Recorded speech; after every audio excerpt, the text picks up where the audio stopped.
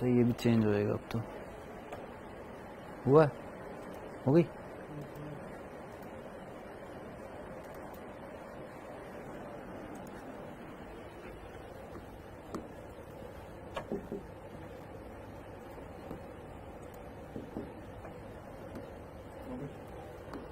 हुई है? हाँ अब हुई है ना।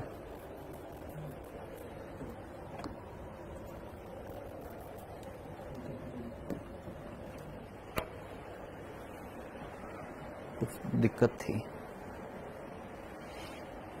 एक बार वो दिखा देना, एक बार वो कमेंट्स।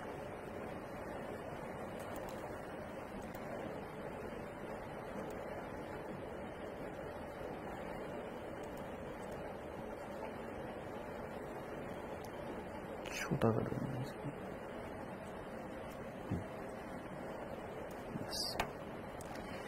हेलो बच्चों, नमस्कार, क्या हाल चाल है, कैसे हैं आप सभी?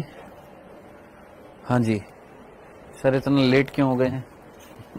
आप आकर बताओगे क्या मनोज जी? आप आकर बता दो, जोर से बोल दो, क्या हो गया था? कुछ टेक्निकल प्रॉब्लम हो गई थी, इस वजह से वो क्लास स्टार्ट नहीं हो रही थी, है ना। फिर चली गई ये तो।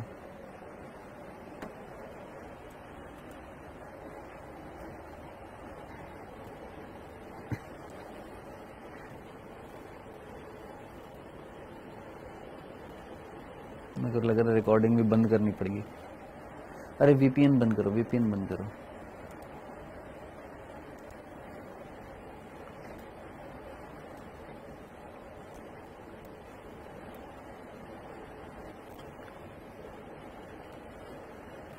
चल गई है अभी? हाँ जी, अभी आवाज आ रही है बेटा?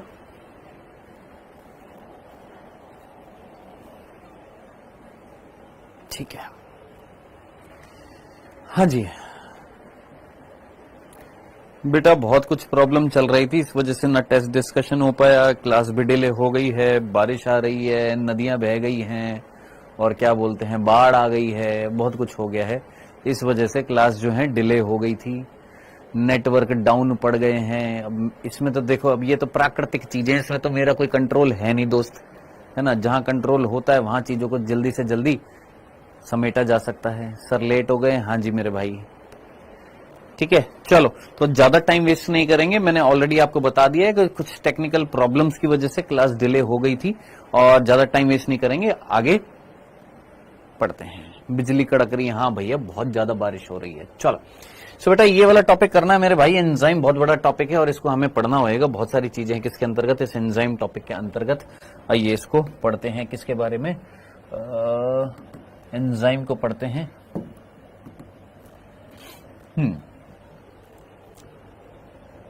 चालू हो जा सिम।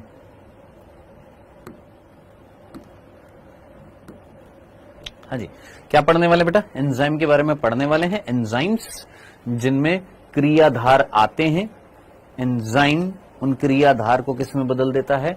उत्पाद में बदल देता है। सिंपल।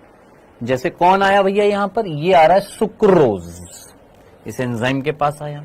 जल की उपस्थिति में, ये कौन है? जल है। जल की उपस्थिति में हमने सुक्रोज को तोड़कर किस में बदल दिया? ग्लूकोज और फ्रक्टोज में।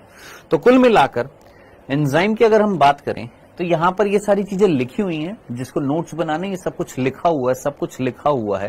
पहले हम अपने तरीके से पढ़ लेते हैं चीजों को, फिर उसके बाद ये सारी चीजें देखेंगे। जो भी चीजें यहाँ पर लिखी हुई हैं, लगभग 35-40 पन्ने हैं जहां पर ये सारी चीजें लिखी हुई हैं। हम अपने तरीके से फटाफट पढ़ना स्टार्ट करते हैं। सबसे पहला बिंदु जो होते हैं, क्या ये क्या एंजाइम्स जो हैं, क्या वो एक बायोकैटलिस्ट की तरह कार्य कर रहे हैं? हाँ जी, क्या एंजाइम बायोकैटलिस्ट की तरह कार्य करते हैं? ये बायो कैटलिस्ट के समान, या ये बायो कैटलिस्ट होते हैं, ठीक है। या बायो कैटलिस्ट यानी जैव उत्प्रेरक। बायो कैटलिस्ट का मतलब क्या होता है? जैव उत्प्रेरक होते हैं, ठीक है। बायो कैटलिस्ट को हिंदी में क्या बोलते हैं? जैव उत्प्रेरक होते हैं। मतलब क्या है? जैव उत्प्रेरक मतलब ये क्या करते हैं? किसी उपापचय अभिक्रिया को क्या करते हैं? रेगुलेट करते हैं, यानी एक रिएक्शन को क्या करते हैं? रेगुलेट करते हैं। उपापचय अभिक्रिया को नियंत्रित करते हैं।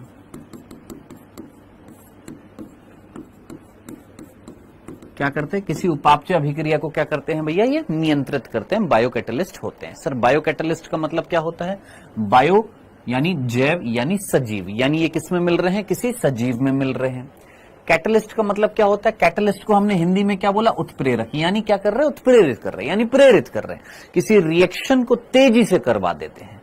कोई रिएक्शन जो है उसको तेजी से संपन्न करा देते हैं, जल्दी से पूरा करा देते हैं, तो वो क्या कहलाएंगे? सर कैटलिस्ट कहलाएंगे। ठीक है, समझ में आ गया? Bio catalyst. भाई केमिस्ट्री तुम लोगों ने पढ़ी है, कैटलिस्ट तो वर्ड पढ़ा ही होगा ना। उत्प्रेरक, उत्प्रेरक का मतलब क्या होता है? जो उत्प्रेरित करते हैं, किसी कार्य को जल्दी से संपन्न करा देते हैं, जल्दी से पूरा करा देते हैं, वो क्या कहलाएंगे?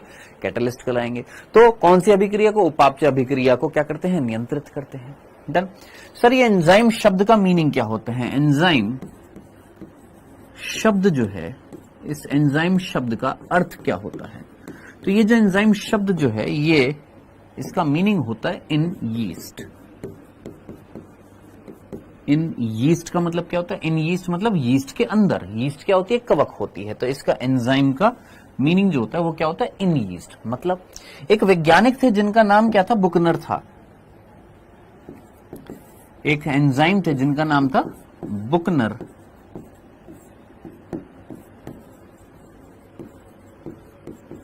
उन बुकनर एंजाइम ने सबसे पहला एंजाइम खोजा था।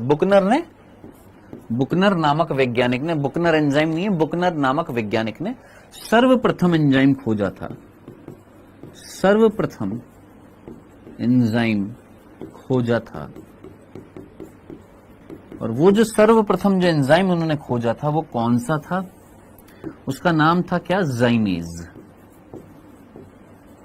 क्या नाम था? जाइमेज। जाइमेज कौन है बेटा जी यहां पर? जाइमेज एक एंजाइम है जो सबसे पहले खोजा था किसने? बुकनर ने। किसमें खोजा था? यीस्ट में खोजा था। यीस्ट से प्राप्त किया था। अब आप मुझे बताइए, सबसे पहला एंजाइम बुकनर ने यीस्ट से प्राप्त किया, तो क्या ये एंजाइम यीस्ट में मिल रहा है? हां सर, यीस्ट में मिल रहा है। हां सर। तो इन यीस्ट को हमने लैटिन भाषा में देखा। इन यीस्ट को हमने लैटिन भाषा के एक शब्द से मिलाया और लैटिन भाषा में इन यीस्ट को क्या बोला जाता है? एंजाइम बोला जाता है। तो एंजाइम वर्ड कहां से आया? एक भाषा से। एंजाइम का मीनिंग क्या होता है? खमीर, यानी यीस्ट के अंदर। यीस्ट के अंदर मतलब सबसे पहला जो एंजाइम खोजा गया था वो यीस्ट के अंदर मिला था, मतलब यीस्ट से प्राप्त किया गया था जो यीस्ट में मिलता है। कौन सा एंजाइम था जनाब? जाइमेज था। जो किसने प्राप्त किया? बुकनर ने। किस में से?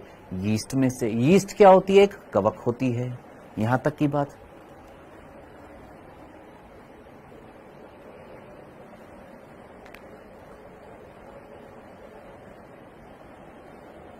हाँ जी, बोलिए जी, यहां तक की बात समझ में आ गई है? क्लियर है यहां तक? यहां तक कोई कंफ्यूजन तो नहीं था? जल्दी से मुझे बताइएगा, कोई दिक्कत? चलें आगे। यहां तक के बिंदु, 4 बिंदु। आगे बढ़ते हैं 5वें बिंदु की तरफ। 5वां बिंदु है, सर बुकनर ने एंजाइम खोजा है, लेकिन क्या ये एंजाइम शब्द दिया था बुकनर ने? क्या बुकनर ने ये शब्द, ये एंजाइम शब्द इन यीस्ट, क्या ये बुकनर ने दिया था? नहीं, कुन्हे नामक वैज्ञानिक थे। कौन? कुन्हे।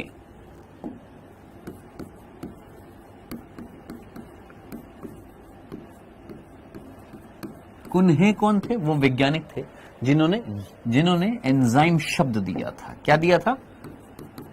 एंजाइम शब्द दिया था। ठीक है जी, क्लास रुक गई है? नहीं, क्लास चल रही है बेटा। क्लियर है बेटा यहां पर? तो एंजाइम शब्द जो है वो किसने दिया था? कुन्हे ने दिया था। बायोमोलिक्यूल डेफिनेशन में कार्बोहाइड्रेट, प्रोटीन भी आते हैं। अगर एग्जाम में ऐसा क्वेश्चन आ गया तो क्या करेंगे? नहीं आएगा ऐसा क्वेश्चन, टेंशन मत ले। हाँ जी, तो कुन्हे जो थे उन्होंने क्या शब्द दिया था? एंजाइम दिया था। बुकनर ने एंजाइम खोजा था। बुकनर ने जो एंजाइम खोजा था वो यीस्ट से प्राप्त किया था। उस एंजाइम का नाम क्या है जनाब? जाइमीज है।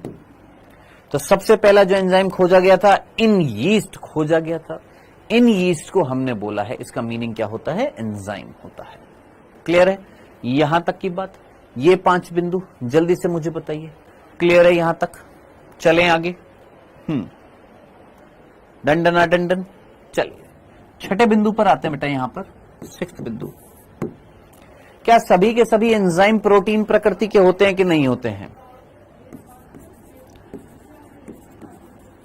All enzymes are protein. All enzymes are protein. Sir ये तो अंग्रेजी में लिख दिया। सभी एंजाइम प्रोटीन प्रकृति के होते हैं। सभी एंजाइम प्रोटीन प्रकृति के होते हैं।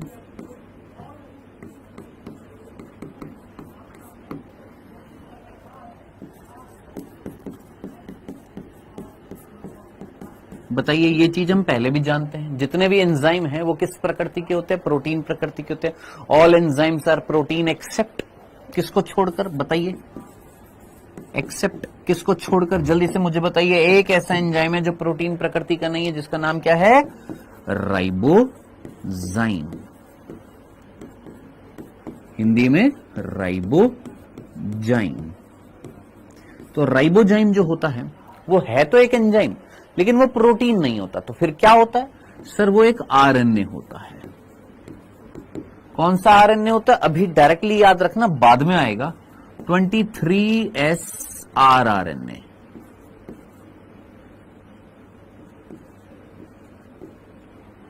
कौन सा होता है? 23S आरएनए होता है। अब क्या है इसको?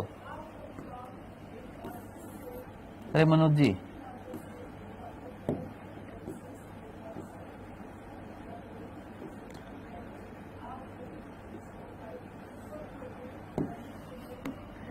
(23S आरएनए होता है। आई नो आपको कंफ्यूजन होएगा, आप बोलेंगे सर ये 23S क्या है? सर हम आरएनए तो जानते हैं। आप कहेंगे ना कि सर ये 23S क्या है? आरएनए तो हम जानते हैं, ये शब्द तो हमारा आया हुआ है। कहां पर आया हुआ है? सेल वाले चैप्टर में हमने पढ़ा था। क्या पढ़ा था? कि आरएनए होते हैं 3 प्रकार के, टीआरएनए, एमआरएनए और आरआरएनए। याद करिए आरआरएनए कौन सा होता था? जो राइबोसोम बनाता था। याद कर, ऐसा कुछ वर्ड सुना था? हाँ सर। अब ये जो आरआरएनए जो होते हैं ना, ये हम जेनेटिक्स में पढ़ेंगे, ये भी कई प्रकार के होते हैं। 5S, 5.8S, 18S, 23S, 28S, है ना? तो इस प्रकार से आरआरएनए के प्रकार पढ़ेंगे। तो अभी जस्ट याद रखना, 23S आरआरएनए जो होता है प्रोकैरियोट्स में, और 28S आरआरएनए होता है यूकैरियोट्स में।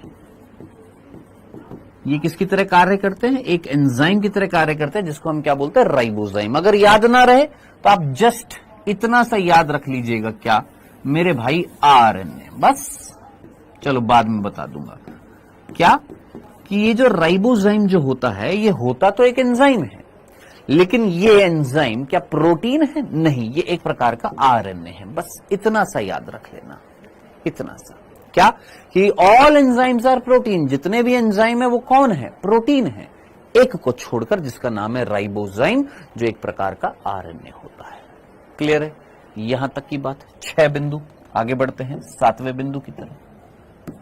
बिंदु दर बिंदु चीजें लिखते जाएंगे, बिंदु दर बिंदु जो है चीजों को समझते जाएंगे, और कुछ नहीं। ठीक है, अब मैं आपसे पूछता हूं, आपको याद आ रहा होगा, हमने बोला ऑल एंजाइम्स आर प्रोटीन। मैंने कहा ठीक है, जितने भी एंजाइम है वो कौन है? प्रोटीन है। मैंने कहा ठीक है। अब प्रोटीन अगर आपको याद आ रहे हो तो प्रोटीन की स्ट्रक्चर याद आ रही है? हाँ सर, प्रोटीन की स्ट्रक्चर याद आ रही है हमको। प्रोटीन की आप लोगों ने 4 संरचनाएं पढ़ी थी। एक प्राथमिक पढ़ी थी, एक द्वितीय पढ़ी थी, एक तृतीय पढ़ी थी, और एक चतुर्थ पढ़ी थी। याद आ रही है? अब ये जो एंजाइम जो प्रोटीन प्रकृति के हैं, ये एंजाइम कौन सी संरचना वाले प्रोटीन होंगे? क्या एंजाइम प्राथमिक प्रोटीन होते हैं? क्या एंजाइम जो होते हैं उनकी संरचना जो प्रोटीन है वो द्वितीय प्रकार के होते, तृतीय होते कि चतुर्थ होते हैं? तो याद रखना है, ज्यादातर एंजाइम जो होते हैं ज्यादातर एंजाइम कौन सी प्रोटीन की संरचना दर्शाते हैं? ज्यादातर एंजाइम प्रोटीन की तृतीय, याद रखना, तृतीय संरचना दर्शाते हैं। ज्यादातर एंजाइम जो होते हैं वो प्रोटीन की कौन सी संरचना वाले होते हैं? तृतीय स्ट्रक्चर वाले होते हैं ज्यादातर एंजाइम। अब आप बोलेंगे ऐसा क्यों सर, रीजन क्या है? तो ध्यान से सुनना, याद करिए हम लोगों ने पढ़ा था सबसे ज्यादा स्टेबल कौन से होते हैं, प्राथमिक, सबसे ज्यादा स्टेबल कौन से होते हैं, चतुर्थ, और सबसे ज्यादा अनस्टेबल कौन से होते हैं, प्राथमिक। अब आप क्या चाहते हो? आप एक ऐसा एंजाइम चाहते हो जिसके अंदर स्टेबिलिटी भी हो और जिसमें चेंज भी आए। थोड़ा सा लॉजिकल सोचिए, दिमाग लगाइए।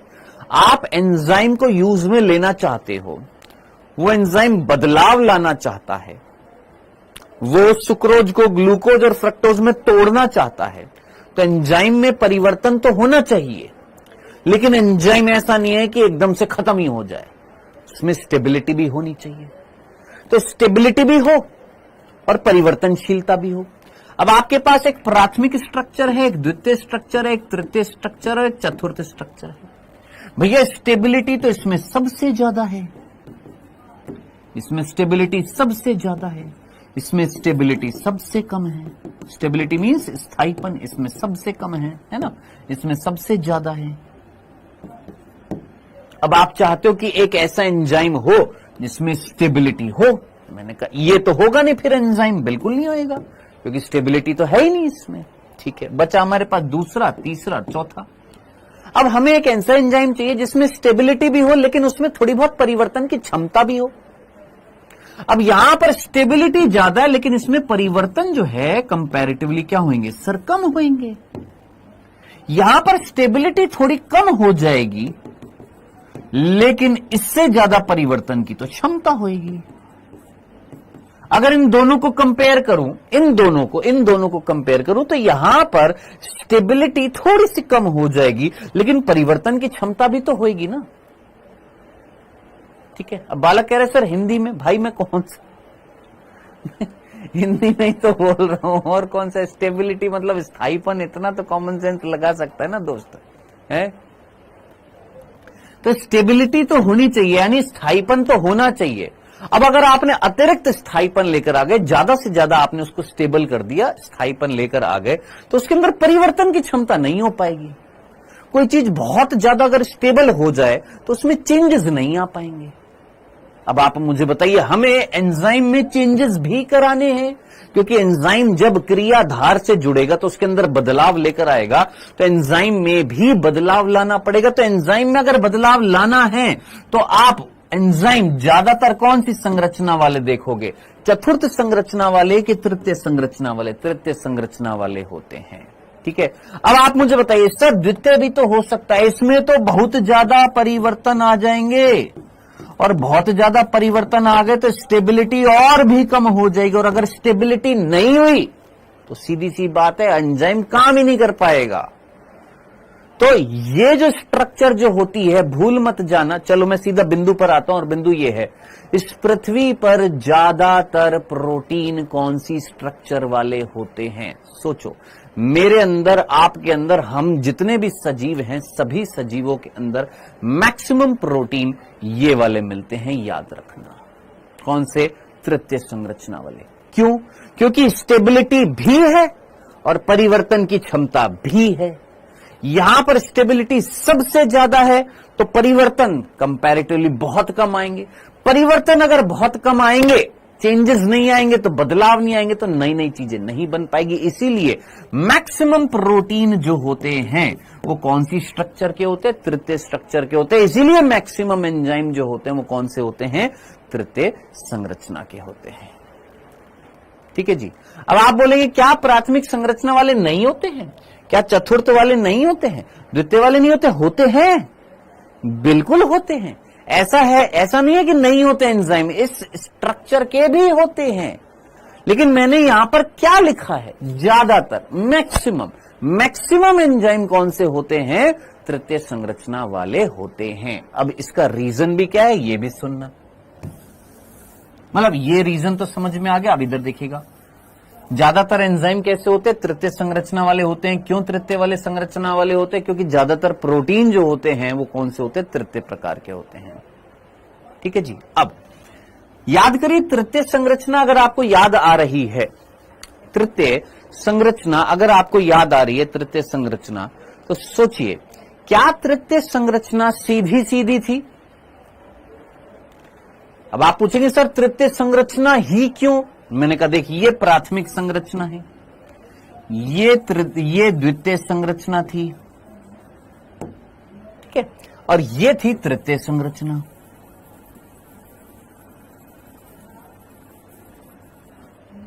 ऐसी कई तृतीय संरचनाओं को जोड़ देंगे तो क्या बन जाएगी सर? चतुर्थ बन जाएगी। सिंपल यही था ना। ये प्राथमिक थी, ये द्वितीय थी, ये तृतीय थी।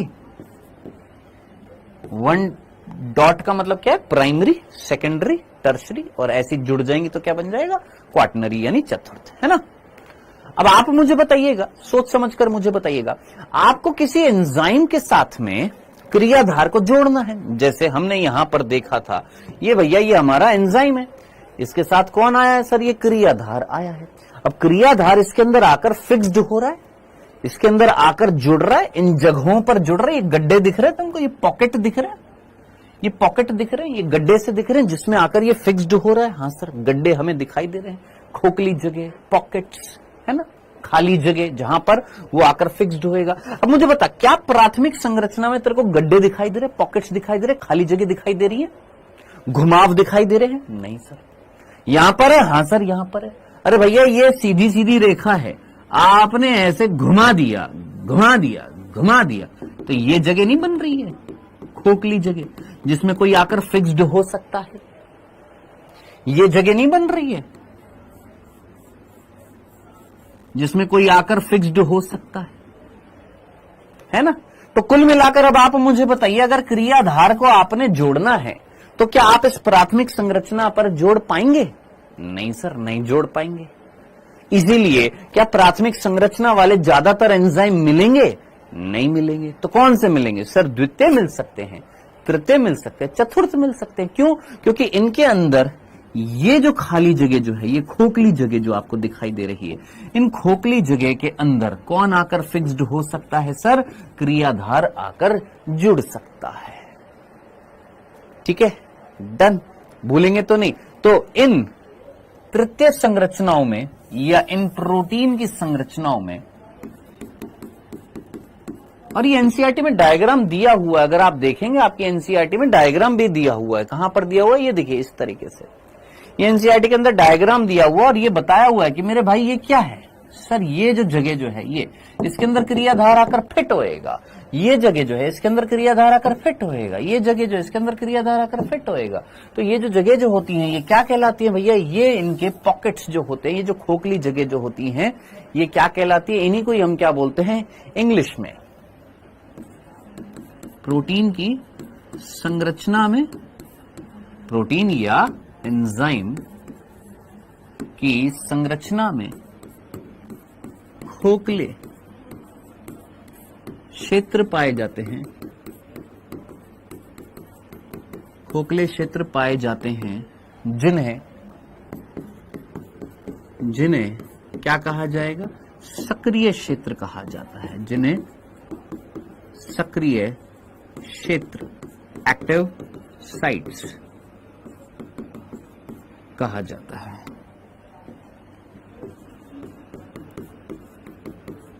क्या कहा जाता है सर? एक्टिव साइट्स कहा जाता है। भाई इन्हीं एक्टिव साइट्स में नहीं मेरे भाई, चतुर्थ संरचना, पंच संरचना नहीं मिलती है, मैक्सिमम चतुर्थ संरचना मिलती है। इन सक्रिय क्षेत्र कहा जाता है। इन सक्रिय क्षेत्रों में कौन आकर जुड़ता है? इन सक्रिय क्षेत्रों में क्रियाधार आकर जुड़ता है। इन सक्रिय क्षेत्रों में, इन सक्रिय क्षेत्रों में क्रियाधार आकर जुड़ता है, क्रियाधार आकर जुड़ता है। बताइए मेरे भाई, यहां तक की बात समझ में आ गई है? एक्टिव साइट्स बोलते हैं इनको, क्या बोलते हैं? एक्टिव साइट्स बोलते हैं। हाँ जी सर, 5 एंजाइम होते हैं। हाँ जी, और कोई? यहां तक की बात क्लियर है? सिंपल सा कंसेप्ट था। जब प्रोटीन की स्ट्रक्चर ही 4 प्रकार की हैं, तो तू 5वीं कौन सी लेकर बात कर रहा है मेरे भाई? कौन था ये बांगड़ूलाल? क्लियर? डन? क्या बोला हमने यहां से यहां तक? एंजाइम क्या होते हैं? जैव उत्प्रेरक होते हैं। जैव उत्प्रेरक मतलब जो किसी उपापचय अभिक्रिया को नियंत्रित करेंगे, किसी रिएक्शन को कंट्रोल करेंगे। एंजाइम शब्द का मीनिंग क्या होता है? इन यीस्ट। इन यीस्ट क्यों बोला? क्योंकि बुकनर ने सबसे पहले जो एंजाइम खोजा था उसका नाम था जाइमीज। किसमें खोजा था? यीस्ट में खोजा था, या यीस्ट से प्राप्त किया था, इसलिए नाम क्या पड़ गया? एंजाइम। किसने नाम दिया? कुन्हे ने ये नाम दिया था। जितने भी एंजाइम है वो किस प्रकृति के होते हैं? प्रोटीन प्रकृति के होते हैं। किसको छोड़कर? राइबोजाइम को छोड़कर, जो एक प्रकार का क्या होता है? आरएनए होता है। अगर एंजाइम सारे के सारे प्रोटीन है तो ज्यादातर कौन सी संरचना वाले होते हैं? तृतीय संरचना वाले होते हैं, टर्शरी स्ट्रक्चर वाले होते हैं। द्वितीय भी होते, तृतीय भी होते, चतुर्थ भी होते, लेकिन ज्यादातर कौन से होते हैं? तृतीय संरचना वाले होते हैं। क्यों? क्योंकि तृतीय संरचना जो है वो दोनों प्रॉपर्टी को शो कर रही है जो एक एंजाइम के लिए चाहिए होती है। क्या? कि उसमें परिवर्तन की शीलता, परिवर्तन क्षमता भी हो और स्टेबिलिटी भी हो। परिवर्तन क्षमता भी हो और स्टेबिलिटी भी हो। तो स्टेबिलिटी भी चाहिए, परिवर्तन क्षमता भी चाहिए। ज्यादा स्टेबिलिटी चाहिए, कंपैरेटिवली परिवर्तन क्षमता कम चाहिए होती है, स्टेबिलिटी ज्यादा चाहिए होती है। लेकिन अगर आपने चतुर्थ संरचना देखेंगे तो चतुर्थ संरचना में स्टेबिलिटी बहुत ज्यादा होगी, जिसकी वजह से परिवर्तनशीलता नहीं हो पाएगी। इसीलिए तृतीय संरचना ज्यादातर इस पृथ्वी में मिलती है प्रोटीन्स की।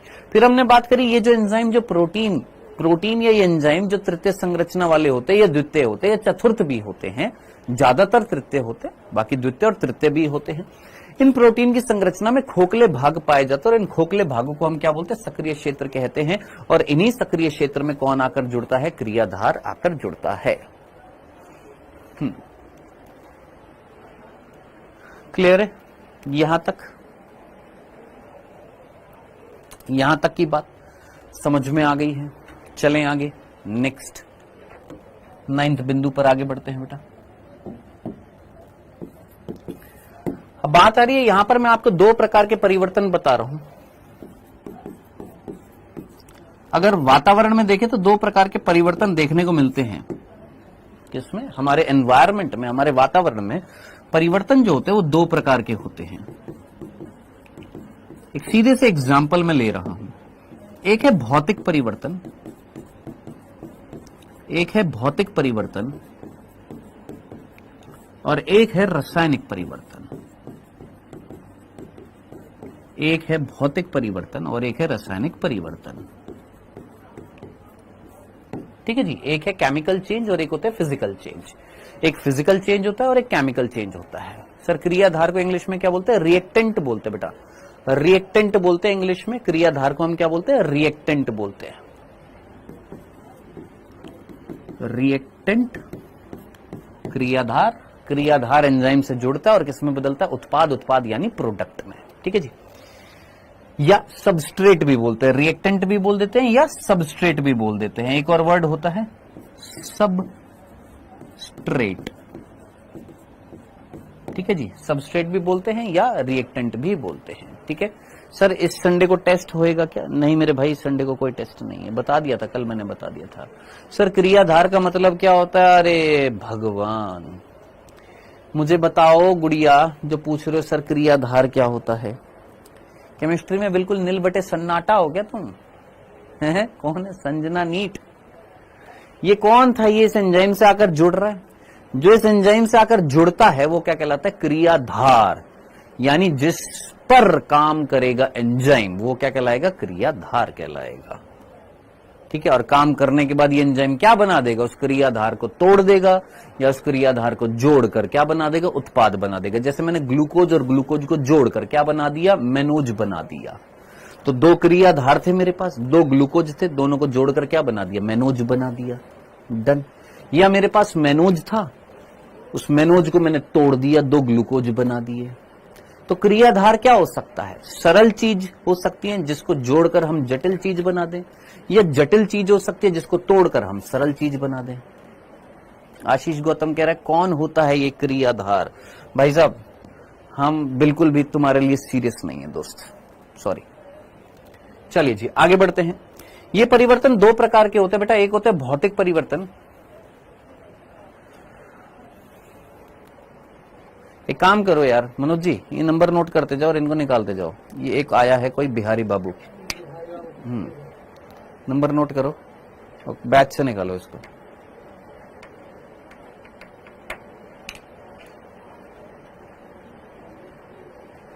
और किसी के है कोई गुदगुदी हो रही हो तो बता दो।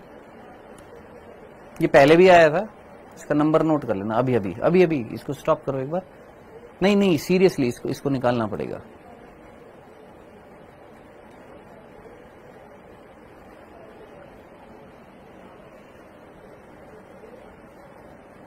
नहीं होएगा वो बार बार चला जाएगा। ये रहा 3039588866 3039588866। रिफ्रेश कर दो।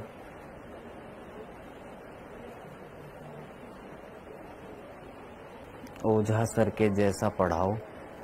ओझा सर से जाके पढ़ ले भाई।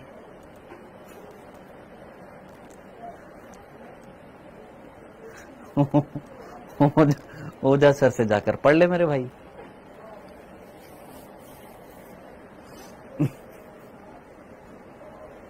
हाँ आरंभ 2 में टेस्ट है।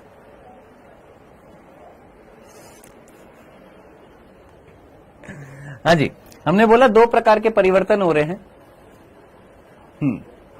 दो प्रकार के परिवर्तन हो रहे हैं, एक हो रहा है भौतिक परिवर्तन और एक हो रहा है रासायनिक परिवर्तन। भौतिक परिवर्तन यानी फिजिकल चेंज,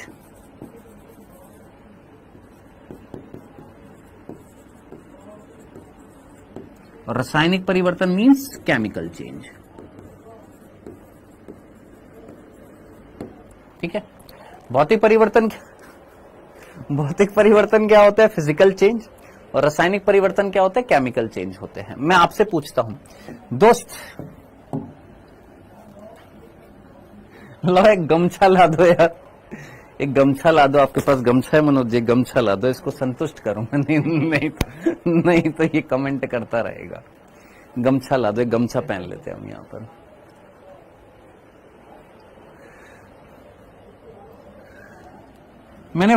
मैंने बोला आपसे, आपके पास जल है बिहारी बाबू, आपके पास जल है, ठीक है। अब आप मुझे बताओ, इस जल को अगर आप अपने घर पर फ्रिज में रख दोगे तो क्या ये बर्फ बन जाएगी? हाँ सर। मुझे बताओ बिहारी बाबू, यहां पर जल्दी से मुझे बताओ, जल्दी से बताओ मुझे बिहारी बाबू,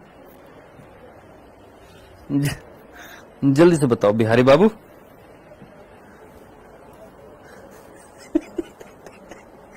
मेरे भाई राजी बता मेरे को, जल को तूने बर्फ में बदल दिया, ये कौन सा परिवर्तन तेरे को दिखाई दिया?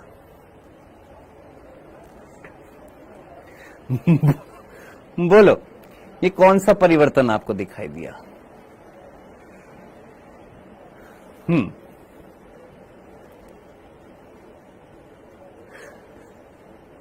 कह रहा 4,000 रुपए वापस कर दो। भाई साहब ऊपर से जाकर इसके वापस करवा दो यार, अगर होते हैं तो। हमको नहीं चाहिए भैया।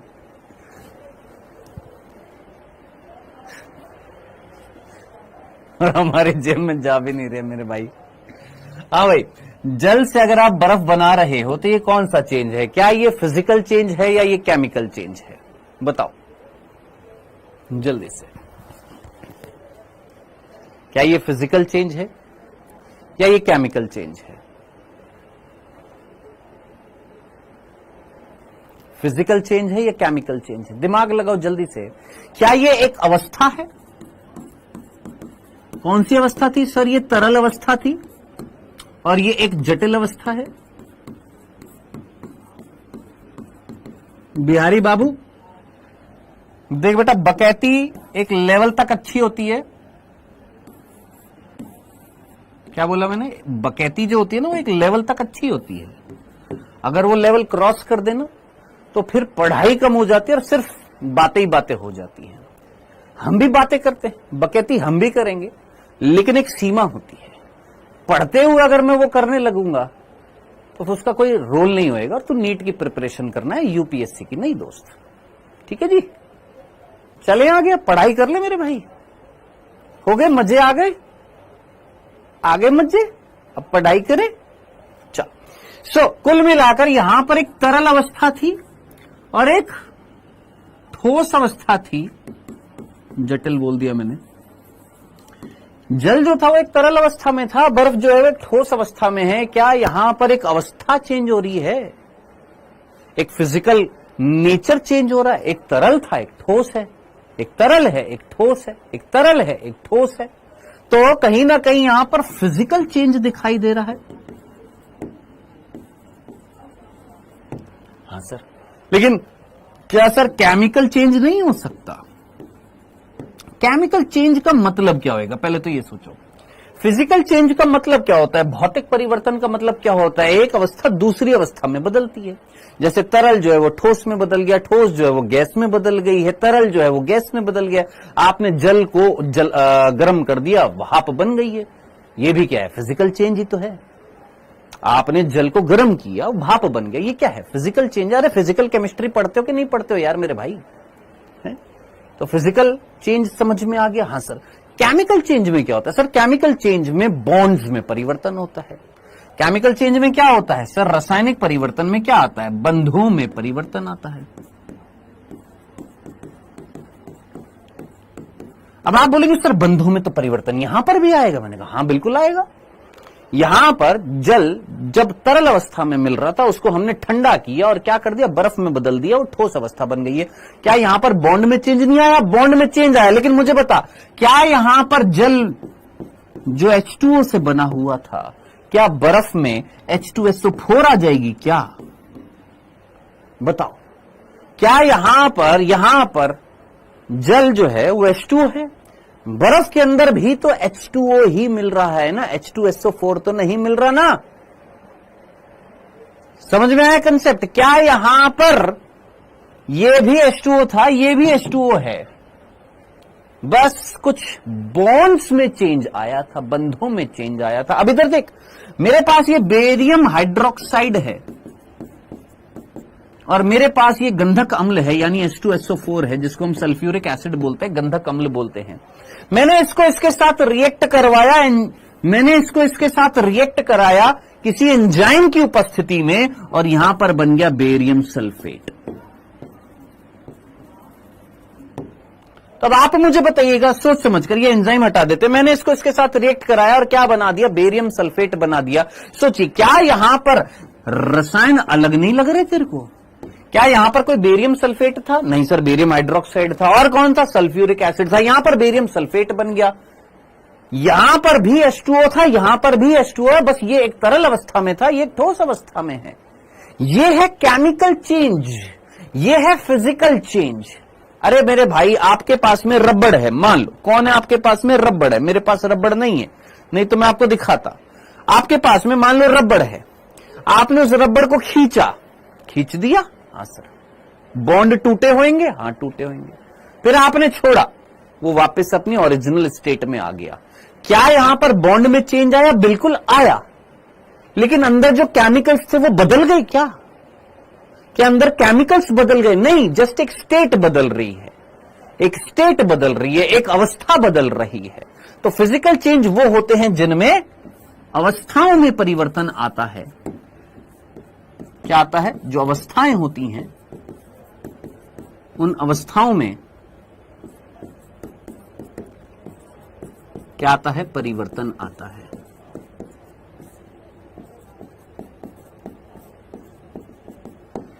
क्या आता है? अवस्थाओं में क्या आता है? परिवर्तन आता है। जबकि रासायनिक परिवर्तन जो आता है उनमें क्या आता है? बंधों में बदलाव आता है, जिसके परिणाम स्वरूप रासायनिक परिवर्तन होते हैं। क्लियर है यहां तक की बात? सिंपल सा था। अब आप मुझे लॉजिकली मुझे बताना, आपने अपने घर पर जल पानी को रखा, फ्रिज के अंदर बर्फ बना दी, क्या यहां पर आपके फ्रिज में एंजाइम थे जो ये काम कर रहे थे? आपने रबड़ लिया, इलास्टिक लिया, आपने उसको खींचा और वापस से छोड़ दिया। दोनों ही एग्जाम्पल में फिजिकल चेंज हो रहा था। रबड़ को खींचा और छोड़ दिया। जब खींचा तो उसकी स्टेट बदल रही थी, अवस्था बदल रही थी, लचीलापन आ गया था। छोड़ा, वापस अपनी ओरिजिनल स्टेट में आ गया। ठीक है, तो क्या वहां पर फिजिकल चेंज जो आ रहा था, क्या वो एंजाइम लेकर आ रहा था? नहीं, हम लेकर आ रहे थे। यानी ये तो एक मैकेनिकल पोर्शन था। वहीं जब हमने यहां पर जल को बर्फ में बदल दिया, क्या यहां पर हमारे फ्रिज में एंजाइम डले पड़े जो ये काम करा रहे थे? नहीं जनाब, ये तो तापमान की वजह से हो रहा था, टेम्परेचर की वजह से हो रहा था। ठीक है, तो अब आप मुझे बताइए, फिजिकल चेंज लाने के लिए, भौतिक परिवर्तन लाने के लिए क्या एंजाइमों का उपयोग होगा या रासायनिक परिवर्तन लाने के लिए एंजाइम्स का उपयोग होएगा? तो बेटा एंजाइम्स का उपयोग जो है वो कहां पर होता है? रासायनिक परिवर्तन लाने में होता है, फिजिकल परिवर्तन लाने में नहीं होता है। याद रखना, ये जो था ये क्या था मेरे दोस्त? ये भौतिक परिवर्तन था। ये कैसा परिवर्तन था? ये था हमारा भौतिक परिवर्तन, और ये जो है ये है हमारा रासायनिक परिवर्तन। ये जो फर्स्ट कंडीशन हमने देखी है, ये एक सीधा सा एग्जाम्पल था किस चीज का? भौतिक परिवर्तन का था। ठीक है, और ये जो सेकंड वाली कंडीशन है, ये किस चीज का एग्जाम्पल है? ये हमारा रासायनिक परिवर्तन है। तो एंजाइम का उपयोग आप कहां पर करेंगे? भौतिक परिवर्तन में कि रासायनिक परिवर्तन में? तो आप सीधा बोलेंगे सर, जो रासायनिक परिवर्तन जो होते हैं, उन रासायनिक परिवर्तनों में, रासायनिक परिवर्तन जो होते हैं उन रासायनिक परिवर्तनों में किसका उपयोग किया जाता है? एंजाइम्स का। तो एंजाइम्स जो होते हैं वो कौन सी चेंजेस में आते हैं? केमिकल चेंजेस में एंजाइम्स का उपयोग किया जाता है, फिजिकल चेंजेस में एंजाइम का उपयोग नहीं किया जाता है।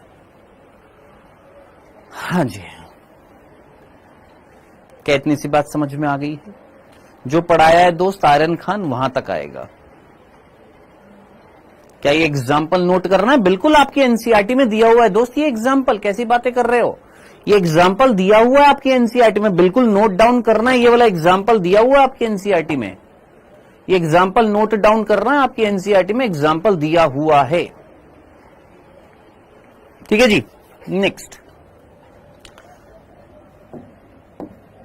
अगले बिंदु पर आते हैं बेटा। कितने बिंदु हो गए थे यहां पर? 9 बिंदु हो गए थे कि परिवर्तन 2 प्रकार के होते हैं, भौतिक परिवर्तन, रासायनिक परिवर्तन। भौतिक परिवर्तन वो होते हैं जिनमें अवस्थाओं में बदलाव आता है, स्टेट चेंज हो जाती है।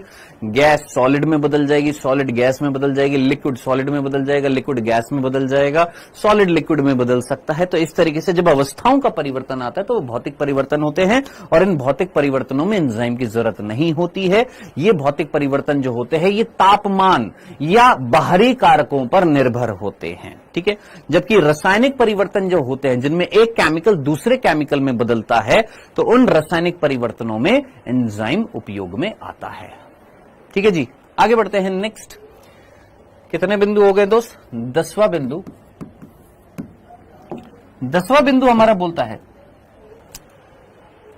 क्या ये एंजाइम बहुत ज्यादा मात्रा में उपयोग में आते हैं या बहुत कम मात्रा में उपयोग में आते हैं? ये एंजाइम जो होते हैं कम मात्रा में उपयोग होते हैं। ऐसा नहीं कि बहुत ज्यादा मात्रा में एंजाइमों को हम उपयोग में लेते हैं। एक थोड़ा सा एंजाइम, थोड़ी सी एंजाइम की मात्रा बहुत सारी अभिक्रियाओं को क्या कर सकती है? संपन्न कर सकती है, पूरा कर सकती है। तो हमेशा याद रखना, एंजाइम जो होते हैं वो बहुत थोड़ी सी मात्रा में उपयोग में आते हैं, ज्यादा मात्रा में उपयोग में नहीं आते हैं। क्यों? क्योंकि थोड़ा सा एंजाइम क्रियाशीलता दिखाता, थोड़ा सा एंजाइम ढेर सारी रिएक्शन कर सकता है। फॉर एन एग्जाम्पल, एक एग्जाम्पल के साथ में समझने की कोशिश करते हैं। क्या मैंने बोला? एक अभिक्रिया है जिसमें हम कार्बन डाइऑक्साइड वाटर के साथ जुड़ता है बिना एंजाइम के और बनाता है कार्बोनिक एसिड। इसको हम क्या बोलते हैं? कार्बोनिक एसिड बोलते हैं। क्या बोलते हैं इसको? कार्बोनिक एसिड बोलते हैं।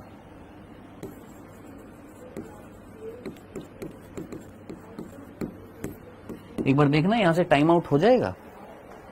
एक बालक है आर्यन खान, टाइम आउट हो जाएगा, देख लेना। अगर हो जाए तो टाइम आउट कर देना। हाँ जी, क्या बोला हमने? कार्बन डाइऑक्साइड और वाटर को जब हम रिएक्ट करते हैं तो क्या बनता है, कार्बोनिक एसिड बनता है। सर हिंदी में क्या बोलते हैं, कार्बनिक अम्ल बोल देते हैं, सिंपल। क्या बोलते हैं हिंदी में, कार्बनिक अम्ल बोल देते हैं।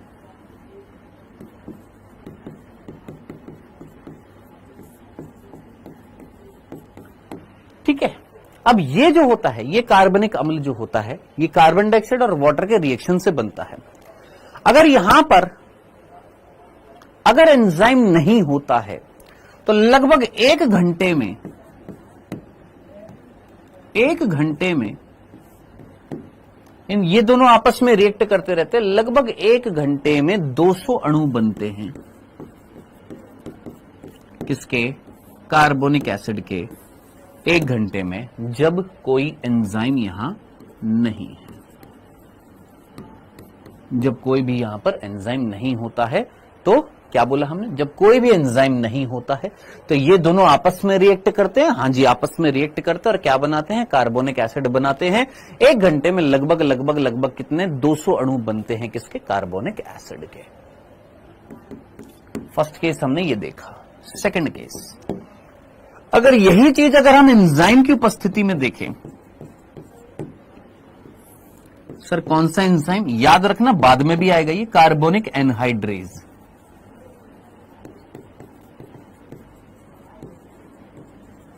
कार्बोनिक एनहाइड्रेज वो एंजाइम है, कार्बोनिक एनहाइड्रेज वो एंजाइम है जो इन दोनों को जोड़कर क्या बनाएगा, कार्बोनिक एसिड बनाएगा। बनेगा तो कार्बोनिक एसिड इस एंजाइम की प्रेजेंस में। एब्सेंस में क्या था, 1 घंटे में 200 अणु बन रहे थे। कार्बोनिक एनहाइड्रेज एंजाइम की उपस्थिति में क्या होएगा, बस इतना सा फर्क आपको दिखाई देगा कि ये जो कार्बोनिक एसिड जो है ये 1 सेकंड में 6 लाख अणु बना रहा है। अब आप कंपेयर कर सकते हैं, जहां बिना एंजाइम के 1 घंटे में मात्र 200 अणु बन रहे थे, वहां पर 1 सेकंड में 6 लाख अणु बन रहे हैं। कितने अणु बन रहे हैं, 6 लाख अणु बन रहे हैं किसके, कार्बोनिक एसिड के। तो अब आप मुझे बताइएगा, थोड़ा सा एंजाइम लिया, मामूली सा एंजाइम लिया, बहुत थोड़ी सी मात्रा में एंजाइम लिया और उस थोड़े से एंजाइम ने क्या कर डाला, एक अभिक्रिया जो थी उसको तेज कर डाला।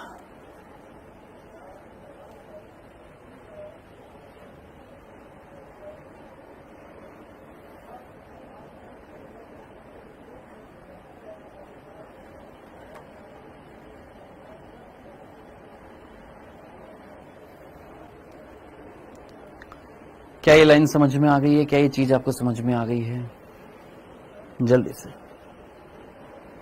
यहां तक की बात क्लियर है, जल्दी से मुझे बताइएगा। सर एंजाइम शब्द का अर्थ क्या होता है, बेटा एंजाइम वर्ड का मीनिंग होता है इन यीस्ट, यानी यीस्ट के अंदर। अब यीस्ट के अंदर मतलब जो सबसे पहले एंजाइम खोजा गया था वो यीस्ट से खोजा गया था, इसीलिए नाम क्या पड़ा, एंजाइम।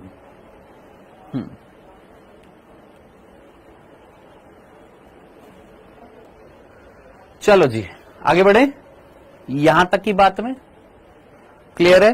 तो थोड़ा सा एंजाइम यूज में लेंगे, थोड़ा सा एंजाइम यूज में लेंगे और वो एंजाइम जो होता है एक अभिक्रिया को क्या कर सकता है, बहुत तेजी से पूरा कर देता है, जैसे आपने इस एग्जांपल में देखा है। नेक्स्ट 11वें बिंदु पर आता है बेटा। 11वां बिंदु बहुत सीधा सीधा है। हमने बोला E plus S ES complex E plus P, ये एक अभिक्रिया हमने लिखी है और ऐसी अभिक्रिया आपको एनसीईआरटी में भी वर्ड दिखाई देगा। सर ये क्या है, E क्या है, ES कॉम्प्लेक्स क्या है ये। पहले तो एक बार इंग्लिश में लिख देता हूं, फिर उसके बाद मैं हिंदी में लिख दूंगा। ये चलो पहले हिंदी में लिख देते हैं। E मीन्स, नीचे लिख देता हूं इंग्लिश में, ऊपर लिख देता हूं हिंदी में, एंजाइम है। तो ई वर्ड किससे है, एंजाइम से आया है। एस क्या है सर, सबस्ट्रेट, सबस्ट्रेट यानी क्रियाधार। क्रियाधार कौन होता है, जिस पर एंजाइम कार्य करता है उसको हम क्या बोलते हैं, क्रियाधार बोलते हैं। ES कॉम्प्लेक्स, जब एंजाइम और सबस्ट्रेट आपस में जुड़ जाते हैं तो एक जटिल बनता है जिसको हम एंजाइम क्रियाधार जटिल बोलते हैं। क्या बोलते हैं, एंजाइम क्रियाधार जटिल, एंजाइम सबस्ट्रेट कॉम्प्लेक्स।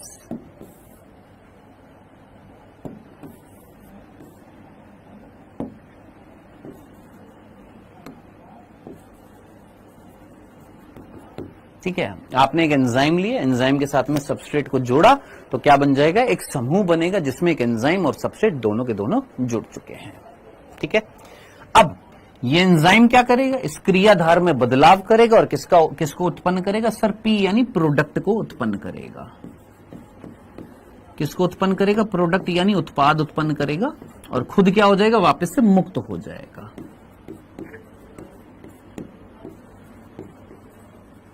फ्री हो जाएगा। ठीक है, ये इतनी सी लाइन जस्ट समझनी थी। अब इसको हम देखेंगे किस तरीके से कार्य होएगा। जस्ट इतने से इस लाइन को समझना था कि सबसे पहले एंजाइम के साथ में कौन आकर जुड़ता है सर, इस एंजाइम के साथ में कौन जुड़ता है सर, क्रियाधार जुड़ता है। जैसे ही क्रियाधार एंजाइम के साथ में जुड़ जाता है तो क्या बनता है, एक जटिल बनता है, कॉम्प्लेक्स बनता है। किसका, एंजाइम और क्रियाधार का कॉम्प्लेक्स बनता है। फिर ये एंजाइम क्या करता है, इस क्रियाधार के अंदर केमिकल चेंजेस करता है, परिवर्तन करता है और क्या बना देता है, उत्पाद बना देता है। उत्पाद अलग हो जाता है, एंजाइम फिर अलग हो जाता है। फिर ये एंजाइम वापस से फ्री हो जाता है, फिर वापस से ये एंजाइम किसी ना किसी फिर क्रियाधार के साथ जुड़ेगा, फिर ये बनाएगा, फिर प्रोडक्ट बनाएगा, फिर मुक्त हो जाएगा। अब आपका प्रश्न डेफिनेटली होगा, सर ये एंजाइम कब तक काम कर सकता है, कितनी बार काम कर सकता है, सब आएगा। वेट करना, पेशेंस रखना, सारी की सारी बातें आएंगी। इतनी सी रिएक्शन समझ में आ गई है। इतनी सी बात समझ में आ गई है, यहां तक की बात क्लियर है, यहां तक की बात समझ में आ गई है। चलें आगे, कोई दिक्कत, चलें आइए। 12वां बिंदु पढ़ रहे हैं यहां पर एंजाइम की क्रियाविधि। ये तो जस्ट हमने एक ओवरव्यू देखा कि कैसे एंजाइम काम करेगा, कैसे कैसे बनेगा। अब एंजाइम की क्रियाविधि देखते हैं, एंजाइम कैसे काम करता है। एंजाइम की क्रियाविधि, देखिए अगर एंजाइम की क्रियाविधि अगर देखें तो हमारी एनसीईआरटी में एंजाइम की क्रियाविधि को इस तरीके से 4 चरणों में बता रखा है। एंजाइम की क्रियाविधि को सबसे पहला चरण ये, फिर सेकंड, फिर थर्ड और फिर फोर्थ, इस तरीके से 4 स्टेप्स में हमारी एंजाइम की क्रियाविधि को बताया हुआ है। इन्हीं 4 स्टेप्स को यहीं के यहीं देखेंगे और समझने की कोशिश करेंगे। देखिए सबसे पहले मान लेते हैं ये एक हमारा एंजाइम है,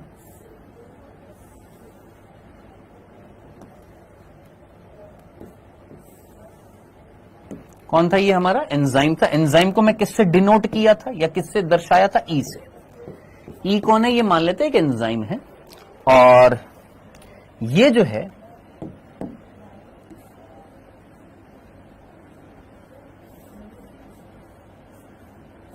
ये हमारा सबस्ट्रेट है। एस कौन था, सबस्ट्रेट कौन था, क्रियाधार था। ये हमारा ई है, ये हमारा एस है, ये हमारा एंजाइम है, ये हमारा क्रियाधार है। ठीक है जी, कोई तकलीफ नहीं है, समझ में आई बात। ये कौन है, हमारा सबस्ट्रेट है और ये कौन है, हमारा एंजाइम है। ठीक है, तो सबसे पहले कौन किसके साथ आकर जुड़ेगा सर, ये एंजाइम जो है सबस्ट्रेट के साथ जुड़ेगा या सबस्ट्रेट एंजाइम के साथ, दोनों एक दूसरे से जुड़ेंगे। अब आप मुझे बताइएगा, अगर मैं इन दोनों को जोड़ता हूं, क्या आपको लग रहा है कि ये सबस्ट्रेट एंजाइम में फिट हो पा रहा है?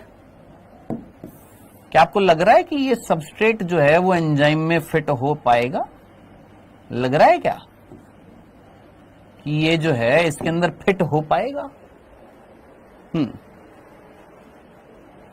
बताइए, क्या लग रहा है कि ये इसके अंदर फिट हो पाएगा? नहीं लग रहा ना।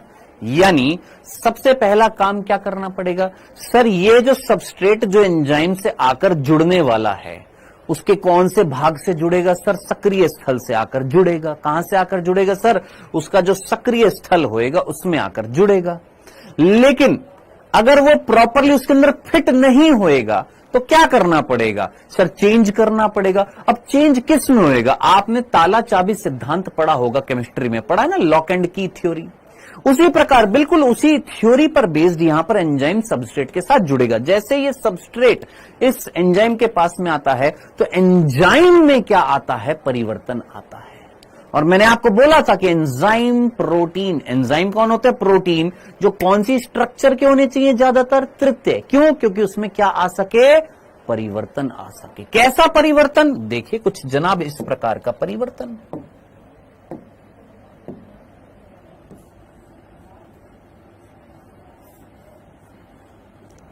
ऐसा ही बनाया ना हमने, ये कौन सबस्ट्रेट ऐसा ही बनाया ना? हाँ सर।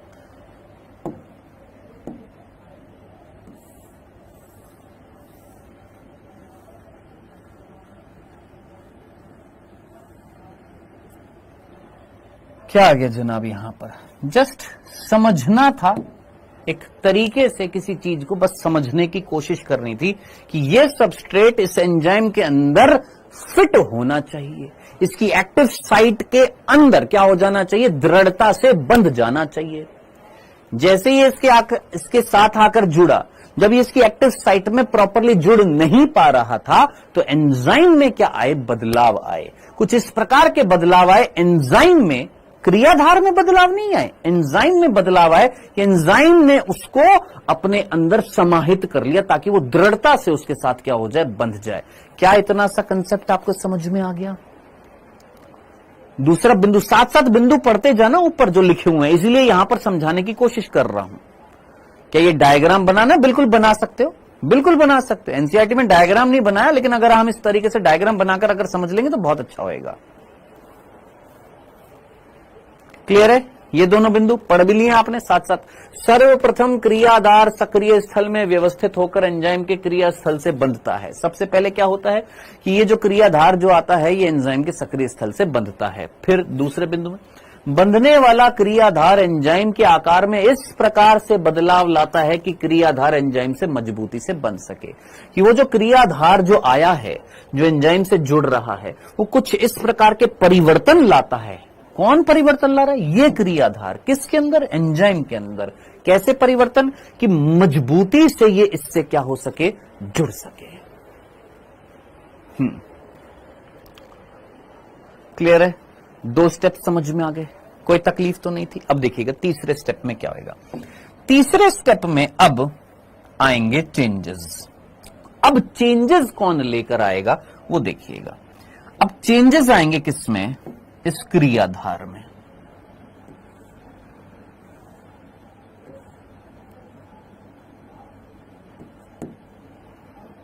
चेंजेस आएंगे किसमें? इस क्रियाधार में। पहले एक बार मेरे को बनाने देना, फिर उसके बाद आप बनाना।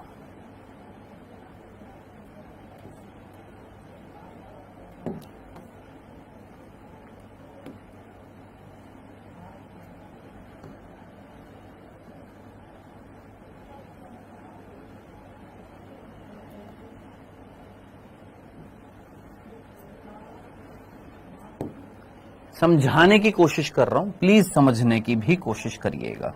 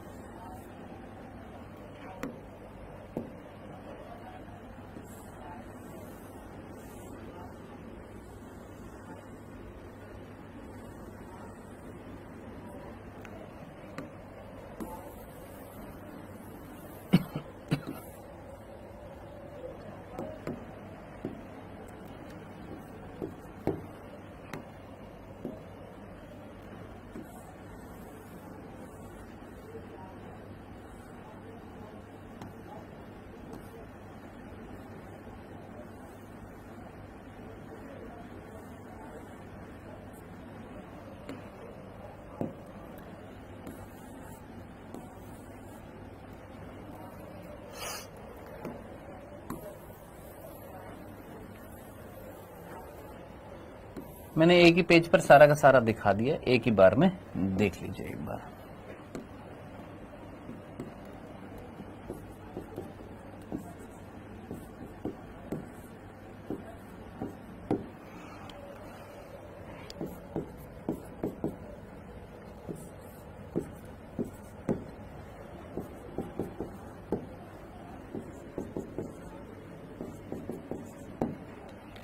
देखिए एक बार,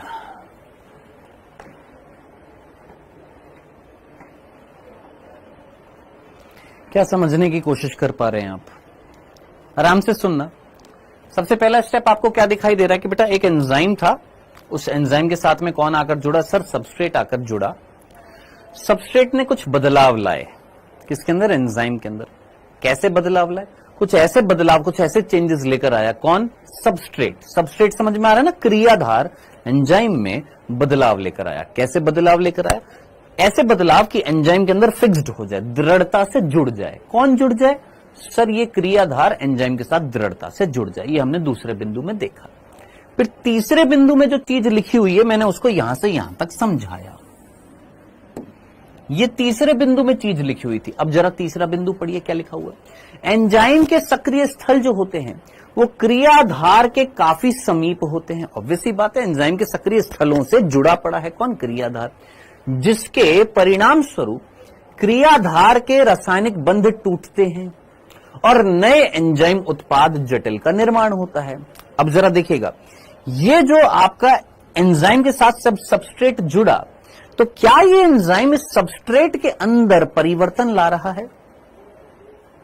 क्या ये एंजाइम इस क्रियाधार के अंदर परिवर्तन ला रहा है? ये देखिए कुछ इस तरीके से परिवर्तन आ रहे हैं। समझने की कोशिश करना। कुछ बॉन्ड में चेंज आएगा। इस क्रियाधार के अंदर जो बॉन्ड्स होंगे, जो बंध होंगे, उन बंधों में चेंज आएगा।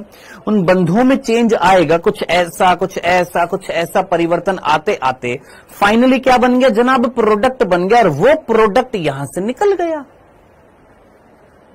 वो प्रोडक्ट जो है यहां से निकल गया, एंजाइम फिर से मुक्त हो गया। अब ये एंजाइम फिर से मुक्त हो गया, फिर कोई क्रियाधार आया। अगर वो क्रियाधार इसमें फिट नहीं हो पाया तो वो क्रियाधार फिर इस एंजाइम में परिवर्तन लाएगा। फिर इस एंजाइम में परिवर्तन आएंगे, क्रियाधार इससे जुड़ जाएगा। फिर वो एंजाइम के सक्रिय स्थलों में जो जुड़ा हुआ है क्रियाधार, वो एंजाइम जो है उस क्रियाधार में क्या लेकर आएगा? रासायनिक परिवर्तन लेकर आएगा, केमिकल चेंज लेकर आएगा। वो केमिकल चेंज आने के बाद उत्पाद बनेगा और उत्पाद क्या हो जाएगा? अलग हो जाएगा। ये था तीसरा बिंदु। और ये है क्या? चौथा बिंदु। क्या? कि एंजाइम से जो नवनिर्मित उत्पाद जो होगा वो मुक्त हो जाएगा। अब मुक्त का मतलब निकल जाएगा और एंजाइम फिर से स्वतंत्र हो जाएगा। स्वतंत्र होकर फिर किसी दूसरे क्रियाधार से बंधने के लिए फिर तैयार हो जाएगा। इस प्रकार ये उत्प्रेरक चक्र जो है वो प्रारंभ हो जाता है, यानी फिर से वापस से प्रक्रिया चालू हो जाएगी। इस तरीके से एंजाइम क्या करता है? काम करता है। आपको आई होप एक ही बार में, एक ही डायग्राम से सारी चीजें समझ में आ गई होंगी। आपने क्या करना है दोस्त? आपने हेडिंग डालनी है एंजाइम की क्रियाविधि। हेडिंग डालने के बाद जब आप नोट्स बनाएंगे, ये बिंदु लिखेंगे, पहला बिंदु, उसके साथ ये डायग्राम बना लेंगे।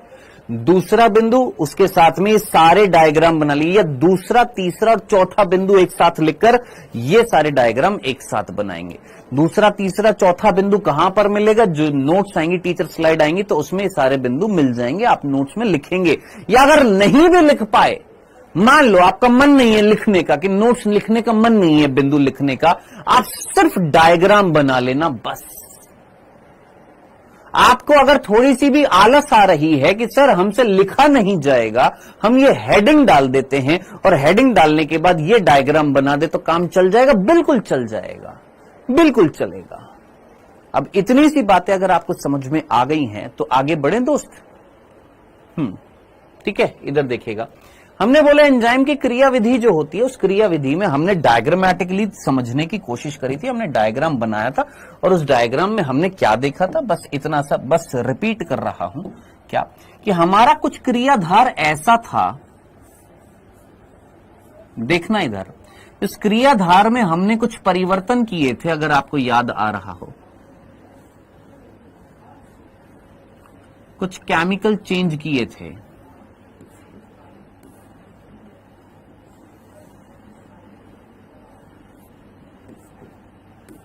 और फाइनली क्या बना दिया था सर? प्रोडक्ट बना दिया था। ठीक है, इसको मैंने क्या बोला था सर? इसको हमने एस बोला था। एस कौन था भैया? हमारा क्रियाधार था।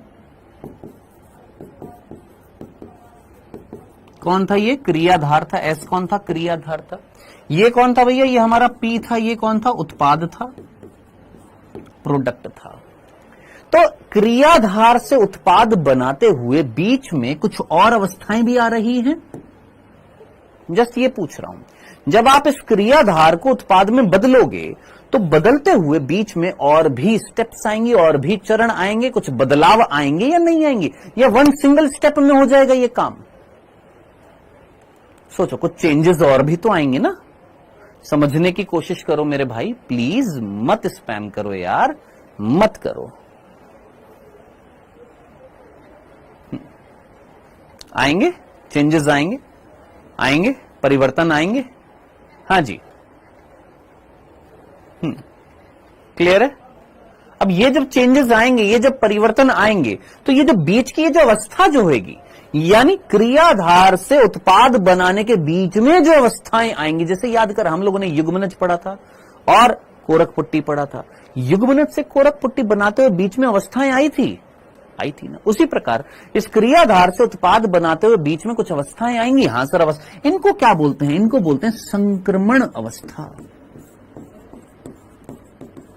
इनका नाम क्या होता है? संक्रमण अवस्था, ट्रांजिशन स्टेट।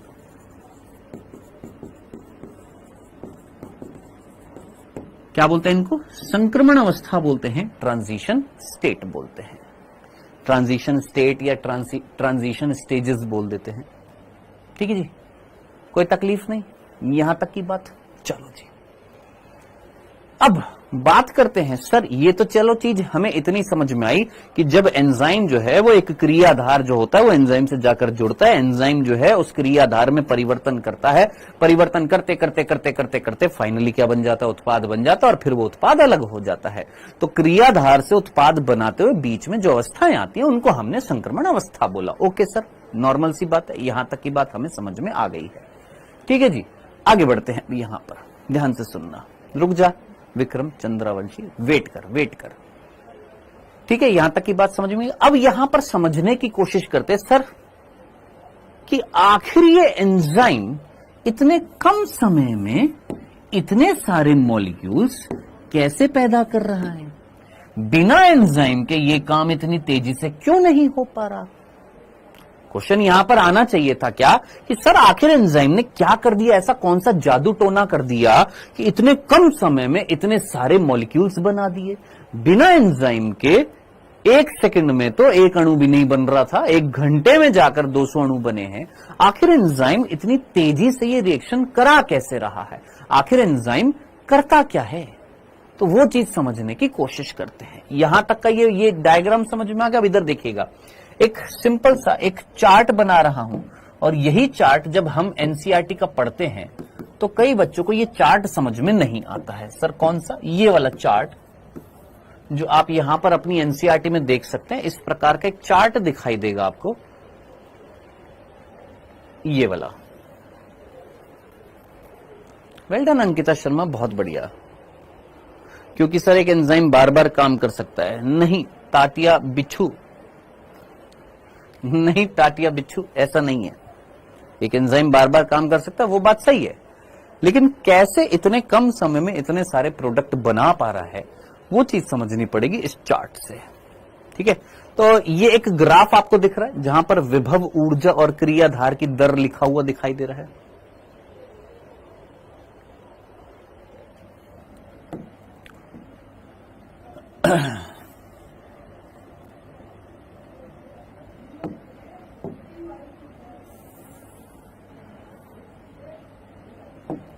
हम भी ऐसा ही बनाते हैं, विभव ऊर्जा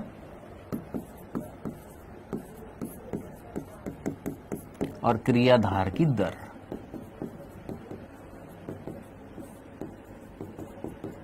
ठीक है, अब इधर देखना आराम से, मैं 2 डायग्राम बना रहा हूं। एक ये वाला डायग्राम बना रहा हूं, एक ये कंडीशन दिखा रहा हूं, और सेम टू सेम एक दूसरी कंडीशन यहां पर दिखा रहा हूं।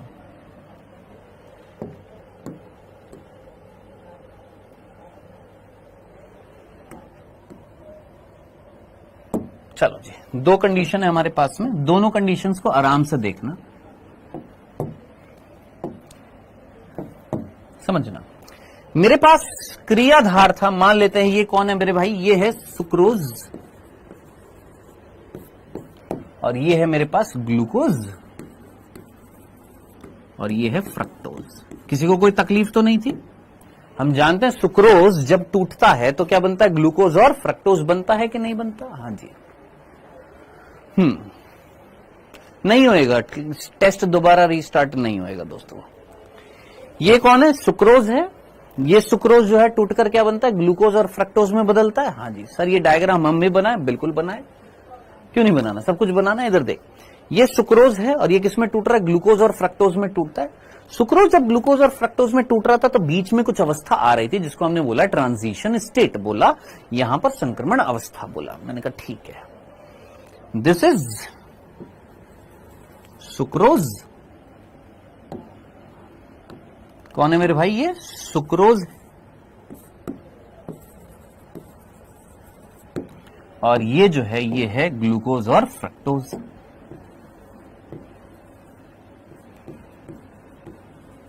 ये है ग्लूकोज और ये है फ्रक्टोज।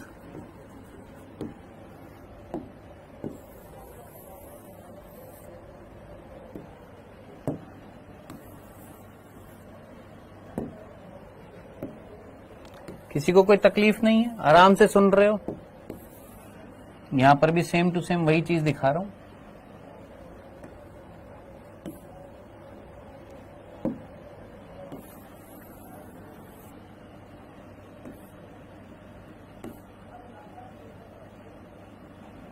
हाँ जी, सेम टू सेम है, वही की वही चीज यहां पर भी है, वहां पर भी सेम टू सेम चीज है। अब इधर देखिएगा, आपने जब इसको तोड़ा था, ये जो सुक्रोज जो हमने बनाया, ये सुक्रोज जो हमने बनाया, मान लो इस तरीके से बनाया था हमने, ये हमारा सुक्रोज था, जस्ट समझने के लिए। इस सुक्रोज से हमने सबसे पहले कुछ इस तरह की अवस्था लाने की कोशिश करी, फिर उसके बाद ऐसी अवस्था आई थी और फिर उसके बाद में ऐसी अवस्था आई थी।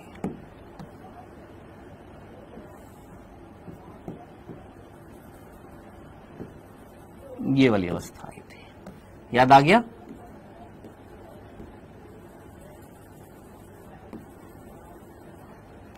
इस तरह की अवस्था हमारी आई थी, यानी बीच में क्या आई थी सर, संक्रमण अवस्था आई थी। कुल मिलाकर बीच में क्या आई थी सर, संक्रमण अवस्था आई थी। क्या आई थी, संक्रमण अवस्था आई थी। ध्यान से देखना, ये हमारा कौन है, सुक्रोज है और इस सुक्रोज से हमें क्या बनाना है, ग्लूकोज और फ्रक्टोज बनाना है। ये हमारा सुक्रोज है, सुक्रोज से ग्लूकोज और फ्रक्टोज बनाना, बीच में क्या आ रही है, संक्रमण अवस्था। बस इसी चीज को तो मैंने यहां पर दिखाया। ये कौन है सर, ये संक्रमण अवस्था है। कौन है ये, संक्रमण अवस्था है ना। डन, कोई तकलीफ नहीं, आराम से चीज समझ में आ गई है, बिंदास चीज समझ में आ रही है, कोई तकलीफ नहीं होनी चाहिए। फालतू के प्रश्न पूछेगा तो फायदा नहीं है, अगली बार तो मैं वैसे ही तेरे को जवाब नहीं दूंगा। मैं देखता जा रहा हूं यहां पर कौन कौन है जो यहां पर फालतू के प्रश्न पूछ रहे हैं, फालतू की चीजें लिख रहे हैं।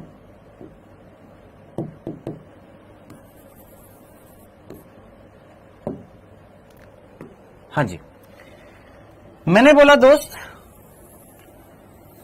एक ये कंडीशन देखो, सेम टू सेम ये कंडीशन थी, बस फर्क इतना सा था।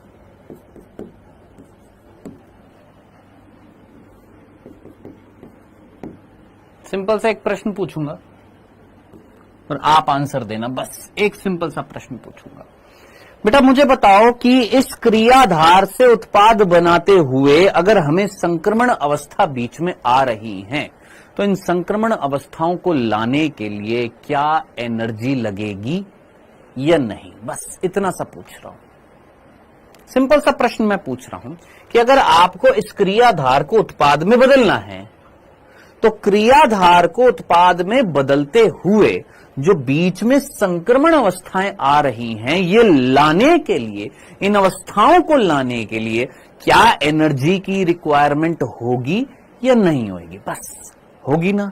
यानी यहां से यहां आने के लिए आपको चाहिए एनर्जी। क्या चाहिए? यहां से इस अवस्थाओं को लाने के लिए क्या चाहिए सर? एनर्जी चाहिए, बिल्कुल चाहिए। अब अगर एंजाइम की उपस्थिति होगी, अब अगर एंजाइम उपस्थित होगा तो वो क्या करेगा? वो क्या करेगा? जल्दी से एनर्जी लेगा, थोड़ी सी एनर्जी लेगा और फटाफट क्या ले आएगा सर? संक्रमण अवस्था। थोड़ी सी एनर्जी ली, जल्दी से संक्रमण अवस्था, थोड़ी सी एनर्जी ली, जल्दी से संक्रमण अवस्था। यानी इमेजिन करो, कम समय में वो कौन सी अवस्था ले आया?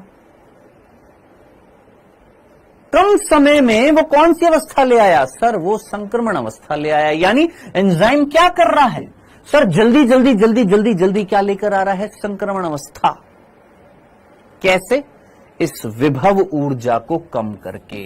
ये जो एनर्जी जो लग रही थी ना, ये थी कौन? Activation energy. Activation energy means कि संक्रमण अवस्था लाने के लिए जो एनर्जी लग रही थी, उस एनर्जी को हमने बोला है एक्टिवेशन एनर्जी। प्लीज बातें मत करना, अगर तू बातें करेगा कुछ समझ में नहीं आएगा। क्या? यहां से यहां लाने के लिए लग रही थी एनर्जी, हमने बोला उस एनर्जी को एक्टिवेशन एनर्जी। अरे एक्टिवेशन का मतलब ही क्या होता है? किसी चीज को एक्टिव करना, सक्रिय करना।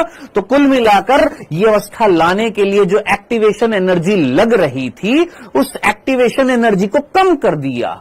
किसने सर? एंजाइम ने उस एनर्जी को कम कर दिया। एनर्जी कम लगेगी, जल्दी से क्या बन जाएगा? उत्पाद बनेगा। यानी थोड़ी सी एनर्जी ली, जल्दी से उत्पाद बना, थोड़ी सी एनर्जी ली, जल्दी से संक्रमण अवस्था लाया, थोड़ी सी एनर्जी ली, जल्दी से संक्रमण अवस्था लाया। यानी थोड़ी थोड़ी एनर्जी ले रहा है, ज्यादा एनर्जी नहीं ले रहा है। तो एंजाइम क्या कर रहा है सर? ये जो एनर्जी जो चाहिए थी, ये जो संक्रमण अवस्था लाने के लिए, जो एक्टिवेट करने के लिए जो एक्टिवेशन एनर्जी चाहिए थी, उस एनर्जी को कम करके ड्यूरेशन कम कर दी, थोड़ी सी एनर्जी लेकर जल्दी से संक्रमण अवस्था ले आया। और जल्दी से संक्रमण अवस्था अगर आ गई तो फटाफट क्या बन जाएगा? उत्पाद बन जाएगा। तो ये चीज समझनी थी कि आपको यहां से यहां में जो डिफरेंस दिखाई दे रहा है कि एंजाइम की उपस्थिति में जो एक्टिवेशन एनर्जी जो है, ये है एनर्जी का मान, ये है ऊर्जा का मान, विभव ऊर्जा जो है, ये ऊर्जा का मान कम हो गया है। मान कम हो गया तो जल्दी से क्या बन जाएगा? प्रोडक्ट बन जाएगा। अगर एंजाइम नहीं होएगा, सोचो एंजाइम नहीं है, कोई नहीं है, तो बहुत टाइम लगेगा, बहुत टाइम लगेगा, तो बहुत एनर्जी लगेगी, बहुत एनर्जी लगेगी तो धीरे धीरे धीरे धीरे क्या बनेगा?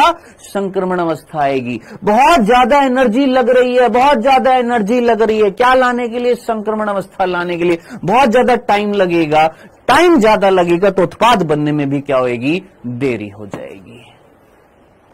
तो यहां पर एनर्जी ज्यादा लग रही है, बहुत ज्यादा एनर्जी लग रही है, तो बहुत ज्यादा टाइम लग रहा है। थोड़ी सी एनर्जी ली, किसने? एंजाइम ने, और फटाफट बॉन्ड्स में क्या कर दिया? बंधों में क्या कर दिया? चेंज कर दिया, और फटाफट क्या लेकर आ गया? संक्रमण अवस्था लेकर आ गया। तो ये चीज याद रखना, भूल मत जाना कि आखिर एंजाइम कैसे कार्य करता है। तो ये याद रखना, ये तो एंजाइम की क्रिया विधि हो गई है। एंजाइम कैसे कार्य करता है? तो एंजाइम जो है सक्रियण ऊर्जा को कम करके, एंजाइम सक्रियण ऊर्जा जो होती है, जिसको हम एक्टिवेशन एनर्जी बोल रहे हैं,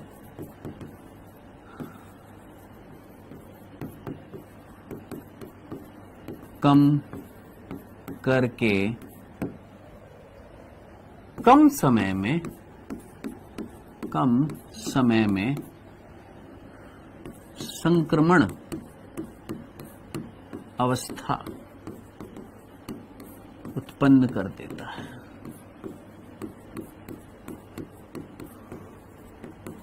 क्या उत्पन्न कर देता है? बहुत ही कम समय में संक्रमण अवस्था जो है वो उत्पन्न कर देता है। हाँ जी, बोलिए। वेल डन सौरभ सिंह, बहुत बढ़िया। क्लियर है यहां तक की बात कि एनर्जी घटाकर जल्दी से स्टेट ले आए, सक्रिय ऊर्जा को कम कर दिया और जल्दी से स्टेट ले आए। बोलिए मेरे भाई, यहां तक की बात समझ में आ गई है? क्लियर है? अब आपका एक और प्रश्न ये भी होना चाहिए, सर क्या? सर हमारा ये प्रश्न है कि अगर ये एंजाइम जो हमने यहां पर बनाया इस तरीके से, ये एंजाइम जो हमने यहां पर इस तरीके से बनाया, ये एंजाइम था, क्रियाधार के साथ जुड़ता है, क्रियाधार इसमें बदलाव लेकर आता है, फिर एंजाइम क्रियाधार में बदलाव लेकर आता है, फाइनली क्या बनता है? उत्पाद बनता है। उत्पाद बनने के बाद ये फिर एंजाइम फिर मुक्त हो जाता है। अब ये एंजाइम फिर से काम करेगा। हाँ जी, कब तक काम करेगा? कब तक काम करेगा? 1 दिन, 2 दिन, 1 हफ्ता, 2 हफ्ता, 1 महीने, 2 महीने, 1 साल, 2 साल, 100 साल, 200 साल, 1000 साल, 2000 साल, कब तक काम करेगा सर ये एंजाइम? इसकी कोई डेट ऑफ डेथ भी है क्या? इसकी कोई? हाँ, एक ही चीज है मेरे भाई थैलीपैथी में, सर विभव ऊर्जा और सक्रिय ऊर्जा वो थी जो संक्रमण अवस्था लाने के लिए लग रही थी। विभव ऊर्जा means total energy. Total energy जो उसको हम क्या बोल रहे हैं? विभव ऊर्जा। जिसमें से सक्रिय ऊर्जा कौन सी थी? एक्टिवेशन एनर्जी कौन सी थी? वो एनर्जी का वो पार्ट जो संक्रमण अवस्था लेकर आएगा, उसको हमने सक्रिय ऊर्जा बोला था। हाँ जी, क्या ये एंजाइम कब तक काम करेगा? तो याद रखना, ये एंजाइम अनलिमिटेड टाइम काम कर सकता है। कब तक? जब तक तुम जिंदा हो तब तक काम कर सकता है, लेकिन निर्भर करेगा किसी ना किसी कारक पर। हमने बोला ये अनलिमिटेड टाइम तक काम कर सकता है, लेकिन डिपेंड करेगा कुछ कारकों पर डिपेंड करेगा। सर कौन से कारकों पर डिपेंड करेगा? मैंने कहा वही तो हमें अगला बिंदु पढ़ना है। क्या अगला बिंदु? तो वही पढ़ना है, एंजाइम की क्रियाशीलता को प्रभावित करने वाले कारक, यानी वो कारक जो एंजाइम की क्रियाशीलता को प्रभावित करेंगे, है ना। अब वो कौन कौन से कारक है? 3 कारक आपने याद रखने हैं। सबसे पहला पीएच एंड तापमान, दूसरा है क्रियाधार सांद्रता, और तीसरा है आपका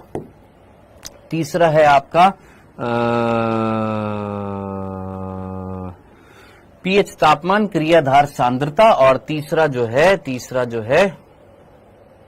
क्या था यार, ब्लॉक हो गया दिमाग। पीएच हो गया, तापमान हो गया, क्रियाधार सांद्रता हो गया, पानी पानी पानी पानी, पीएच हो गया, तापमान हो गया, क्रियाधार सांद्रता हो गया, डिग डिग डिग डिग डिग डिग डिग डिग, हाँ संदमक। हाँ जी, पीएच हो गया, टेम्परेचर हो गया, पीएच को पीएच ही बोलेंगे, टेम्परेचर को तापमान बोलेंगे, क्रियाधार सांद्रता यानी सबस्ट्रेट कंसंट्रेशन ऑफ सबस्ट्रेट या सबस्ट्रेट कंसंट्रेशन, और संदमक मींस इनहिबिटर। तो ये 3 कारक हैं संदमक, अभी बता रहा हूं, ये सारे आएंगे। तो पीएच तापमान पहला कारक, दूसरा क्रियाधार सांद्रता, तीसरा जो है संदमक, ये तीनों एक साथ पढ़ेंगे। सबसे पहले हम बात करेंगे पीएच एंड तापमान की। बहुत सिंपल से एग्जाम्पल के साथ में मैं तुमसे एक चीज पूछूंगा, वो एग्जाम्पल जो तुमने 10th क्लास में पढ़ा था, ज्यादा नहीं, मैं तुमसे 10वीं कक्षा की चीज पूछने वाला हूं। 10th क्लास आप में से हर कोई पढ़कर आया है। हाँ जी मेरे भाई सौरभ सिंह, वही होता है। हाँ जी सर, फिट होने के लिए बदलाव कौन लाएगा, एस या ई? एस लाएगा मेरे भाई। कौन है? आलिया शेख। अभी देखो आलिया शेख, मुझे एक बात बताओ, यहां पर तुम साथ साथ पढ़ते हो तो पढ़ने के बाद चीज समझ में आती है ना। यहां पर क्या लिखा हुआ है, बंधने वाला क्रियाधार। हु इज क्रियाधार? एस। एंजाइम के आकार में इस प्रकार से बदलाव लाता है। अब ये लाइन पढ़ने के बाद तुमको क्या लगता है हिंदी में क्या होएगा इसका मीनिंग? कि जो बंधने वाला क्रियाधार है वो एंजाइम के आकार में इस प्रकार बदलाव लाता है। कौन ला रहा है बदलाव? क्रियाधार। किस में? एंजाइम में। ठीक, चलो जी। हाँ जी, मैं आपसे बात कर रहा था 10वीं कक्षा की चीज आप में से कितने बच्चों को याद है? 10th क्लास में एक चैप्टर आपने पढ़ा था, जैव प्रक्रम, बायो लाइफ प्रोसेस। चैप्टर का नाम इंग्लिश में था लाइफ प्रोसेस, हिंदी में था जैव प्रक्रम। आप में से सभी बच्चों ने पढ़ा था। जल्दी से मुझे बताइए, वहां पर आपने उस चैप्टर में कहीं ना कहीं पाचन वाचन के बारे में पढ़ा था? कुछ मुख में कुछ एंजाइम थे, आप में से किसी बच्चे को याद आ रहा है? या आमाशय में एंजाइम होता है जिसका नाम होता है पेप्सिन, याद आ रहा है? ये एक एंजाइम होता है। बस इतना सा पूछ रहा हूं, ये एंजाइम नाम सुना? ये एंजाइम पेप्सिन, ये हमारे पेट में मिलता है। पेट में किसमें होता है? ये हमारे आमाशय में होता है। अब ये ना कहना सर आमाशय क्या होता है, स्टमक होता है। ठीक है, हमारे आमाशय में मिलता है। ठीक है, क्या करता है सर? प्रोटीन का पाचन करता है। क्या काम करता है? प्रोटीन का पाचन करता है। मैंने कहा बहुत बढ़िया, प्रोटीन का पाचन करता है, वेल डन, बहुत बढ़िया। लेकिन ये जो पेप्सिन जो होता है ये हमारे शरीर में कितने तापमान पर कार्य करता है और कितनी पीएच पर कार्य करता है? तो बेटा हमारे शरीर का नॉर्मल टेम्परेचर कितना होता है? 37 डिग्री सेल्सियस होता है। हाँ जी, यानी इतने तापमान पर ये बेहतरीन तरीके से काम करेगा, बिल्कुल करेगा। कितने पीएच पर काम करता है? तो याद रखना हमारे आमाशय के अंदर मिल रहा है, हमारे पेट के अंदर। और हमारे पेट में एक अम्ल होता है जिसका नाम होता है हाइड्रोक्लोरिक एसिड। और ये हाइड्रोक्लोरिक एसिड जो होता है ये पीएच यानी वातावरण कैसा पैदा करता है? अम्लीय। कितना होता है पीएच? 1.2 से लेकर 1.8 के आसपास होता है। अब आप मुझे बताना सोच समझकर, दिमाग लगाकर, ये पेप्सिन जो है कितने पीएच पर काम कर रहा है? सर इतने पीएच पर क्रियाशील है और इतने तापमान पर ये अच्छे से काम कर रहा है। इतनी सी बात, कोई तकलीफ? इतनी सी बात में किसी को कोई तकलीफ तो नहीं है? यहां तक की बात में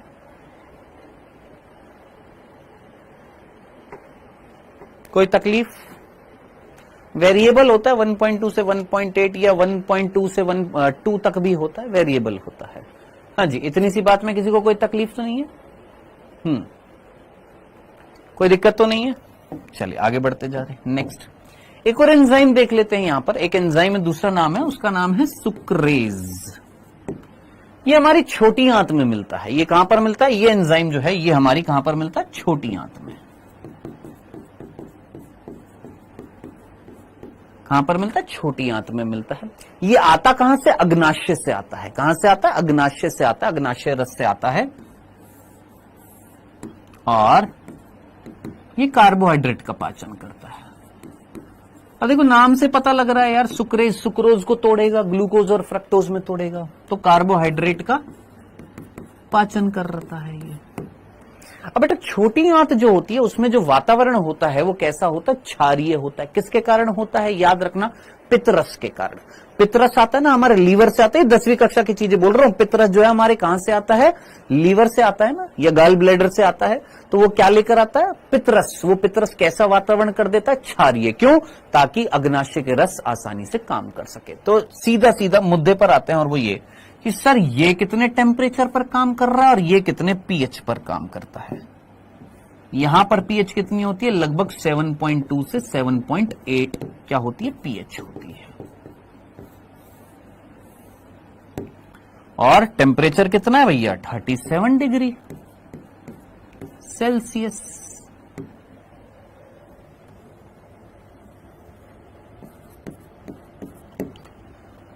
हाँ जी, कोई तकलीफ? सिंपल सी बात।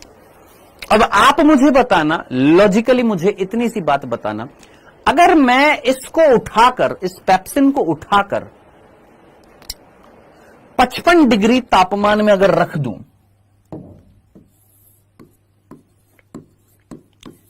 55 डिग्री तापमान में अगर रख दूं, क्या ये काम कर पाएगा? नहीं कर पाएगा।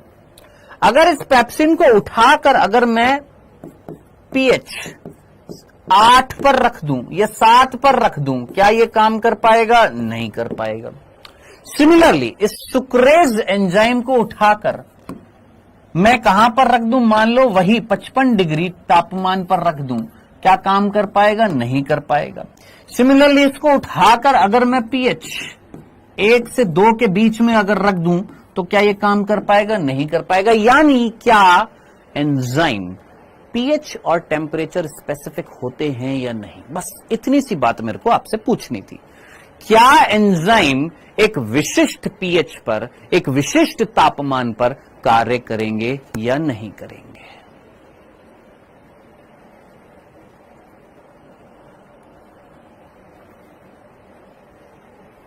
क्लियर है? तो बस इतनी सी तो बात समझनी थी, क्या कि तापमान और पीएच क्या एंजाइमों की क्रियाशीलता को प्रभावित करता है? तो यस जनाब, एंजाइम्स जो होते हैं वो पीएच और तापमान स्पेसिफिक होते हैं। तो भूल मत जाना, एक डायग्राम आपको दिखाई देगा आपकी एनसीईआरटी में कुछ इस तरीके से। ये डायग्राम आपको कुछ दिखाई देगा जहां पर एक तरफ पीएच लिखा है, एक तरफ तापमान लिखा है, और ये डायग्राम आपको मैं दिखा भी देता हूं, इस तरीके से डायग्राम दिखाई देगा। ये रहा जहां पर पीएच और तापक्रम लिखा हुआ है।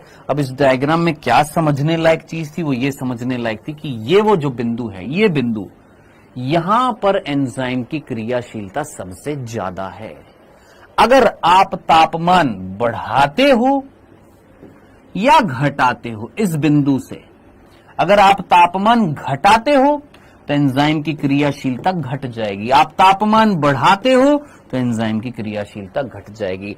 इस बिंदु से अगर पीएच घटाते हो तो एंजाइम की क्रियाशीलता घट जाएगी, अगर पीएच बढ़ाते हो तो एंजाइम की क्रियाशीलता घट जाती है। यानी कहीं ना कहीं एंजाइम अपना मैक्सिमम आउटपुट, अपना मैक्सिमम काम एक निश्चित पीएच पर, एक निश्चित तापमान पर करते हैं, और उस निश्चित पीएच, उस निश्चित तापमान को हम क्या बोलते हैं? इष्टतम तापमान बोलते हैं, इष्टतम पीएच बोलते हैं। इष्टतम तापमान या पीएच बोलते हैं, ऑप्टिमम टेम्परेचर या ऑप्टिमम पीएच कहा जाता है। इतनी सी बात समझनी थी, ठीक है? क्या ये लाइन आपको समझ में आई है? आपसे कोई पूछे इष्टतम तापमान, इष्टतम पीएच क्या होता है? मैं लिखवा नहीं रहा हूं, जस्ट समझाने की कोशिश कर रहा था। सर दोनों ग्राफ सेम ही है ना? हाँ जी बेटा, दोनों ग्राफ सेम है, बस एक जगह पीएच लिखा हुआ है, एक जगह तापमान लिखा हुआ है। यानी तापमान और पीएच स्पेसिफिक होते हैं कौन? हमारे एंजाइम्स। वेरी गुड, बहुत ही बढ़िया। अब आप मुझे बताइए, क्या हर एंजाइम एक निश्चित पीएच पर, एक निश्चित तापमान पर काम करेगा कि नहीं करेगा? बिल्कुल करेगा। तापमान बढ़ाओगे या घटाओगे तो एंजाइम की क्रियाशीलता पर प्रभाव पड़ेगा। पीएच बढ़ाओगे या घटाओगे तो एंजाइम की क्रियाशीलता पर प्रभाव पड़ेगा। कुछ ऐसे भी एंजाइम होते हैं जो हाई टेम्परेचर पर काम करते हैं। कुछ ऐसे भी एंजाइम होते हैं, जैसे मेरी बॉडी के अंदर जो एंजाइम मिल रहे होंगे, उनका ऑप्टिमम टेम्परेचर कितना होगा? जरा सोचो।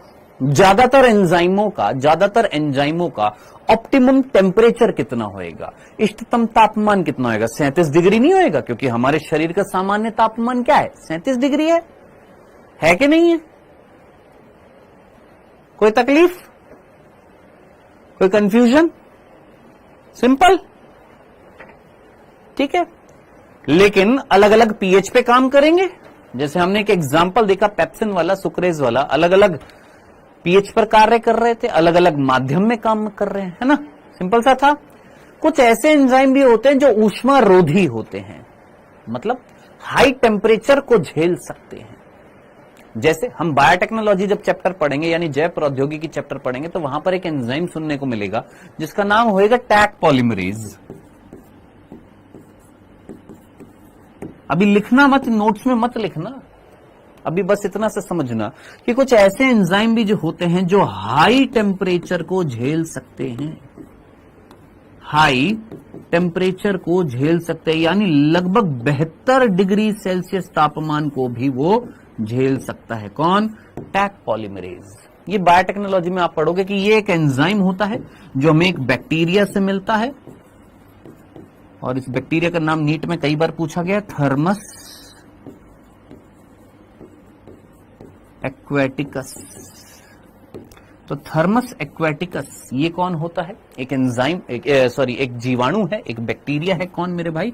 थर्मस एक्वेटिकस एक बैक्टीरिया है जिससे एक एंजाइम प्राप्त किया जाता है जिसका नाम होता है टैक पॉलीमरेज, जो ऊष्मा रोधी होता है, यानी हाई टेम्परेचर को झेल सकता है, हाई टेम्परेचर पर क्रियाशीलता दिखाता है। यानी एंजाइम्स आर टेम्परेचर डिपेंडेंट, कुछ हाई टेम्परेचर पर क्रियाशीलता दिखाते हैं, यानी हर एक एंजाइम का एक निश्चित तापमान पर ज्यादा से ज्यादा क्रियाशीलता होती है, और उस टेम्परेचर, उस तापमान को हम क्या बोलते हैं? इष्टतम तापमान, इष्टतम पीएच कहते हैं। क्या यहां तक की बात समझ में आ गई है? हाँ जी, ठीक है। अब जरा सोचिए, जरा दिमाग लगाइए। मैंने आपसे बोला कि आपके अंदर श्वसन हो रहा है, जल्दी से मुझे बताइए, आपके अंदर श्वसन हो रहा है? जल्दी जल्दी जल्दी जल्दी जल्दी से मुझे बताइए, आपके अंदर श्वसन है? हो रहा है? हो रहा है, सभी के अंदर हो रहा है। हाँ सर। श्वसन, रेस्पिरेशन कहां पर होता है मेरे भाई? याद करें, सेल चैप्टर में हमने पढ़ा था, श्वसन वो प्रक्रिया होती है जिसमें एनर्जी प्रोड्यूस होती है, और वो श्वसन कहां पर होता है? माइटोकॉन्ड्रिया में होता है। माइटोकॉन्ड्रिया में कोई आधात्री वर्ड याद आ रहा है? हाँ सर। उस आधात्री में एंजाइम्स होते हैं, उस आधात्री में क्या होता है? एंजाइम्स होते हैं जो कहीं ना कहीं श्वसन प्रक्रिया को संपन्न करेंगे और कहीं ना कहीं एनर्जी प्रोड्यूस करेंगे। अभी अगर मैं बोल रहा हूं, अभी अगर मैं लिख रहा हूं, अभी अगर आप सुन रहे हो, अभी आपका दिमाग चल रहा है, पूरा दिन, पूरा जिंदगी भर हमारे अंदर श्वसन चल रहा है, हमें एनर्जी चाहिए ही चाहिए, क्योंकि हमने एक 10वीं कक्षा का पहला अध्याय पढ़ा था, जय प्रक्रम। जय प्रक्रम का मतलब क्या होता है? कि वो सारी प्रक्रिया जो एक सजीव के अंदर चल रही हैं, और वो चलाने के लिए क्या चाहिए होती है? एनर्जी चाहिए होती है। और एनर्जी किस प्रक्रिया से बनती है? सर, श्वसन से। और श्वसन में क्या काम करते हैं? एंजाइम काम करते हैं।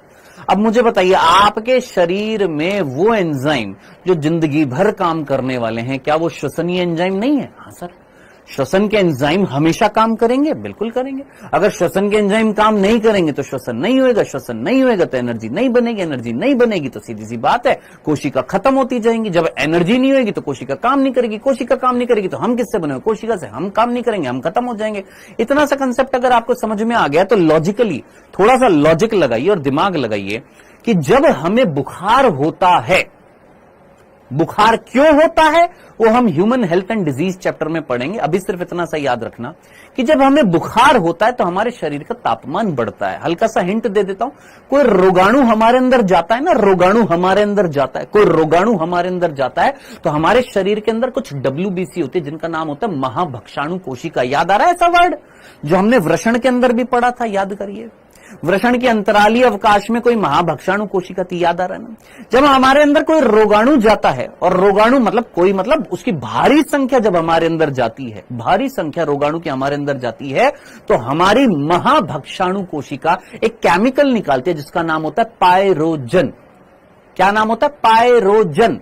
वो पायरोजन हमारे मस्तिष्क के पास जाता है, और हमारे मस्तिष्क का एक पार्ट होता है जिसका नाम होता है हाइपोथैलेमस। हाइपोथैलेमस से कहता है टेम्परेचर बढ़ा शरीर का। क्या बढ़ा? शरीर का टेम्परेचर बढ़ा। तो कॉमन सेंस लगा, तो लगातार स्पैम किए जा रहा है भोंदू लाल, जरा ध्यान से सुन ले। यहां पर धमाधम copy paste, copy paste, copy paste, copy paste लगे हुए, लगे हुए, लगे हुए, लगे हुए।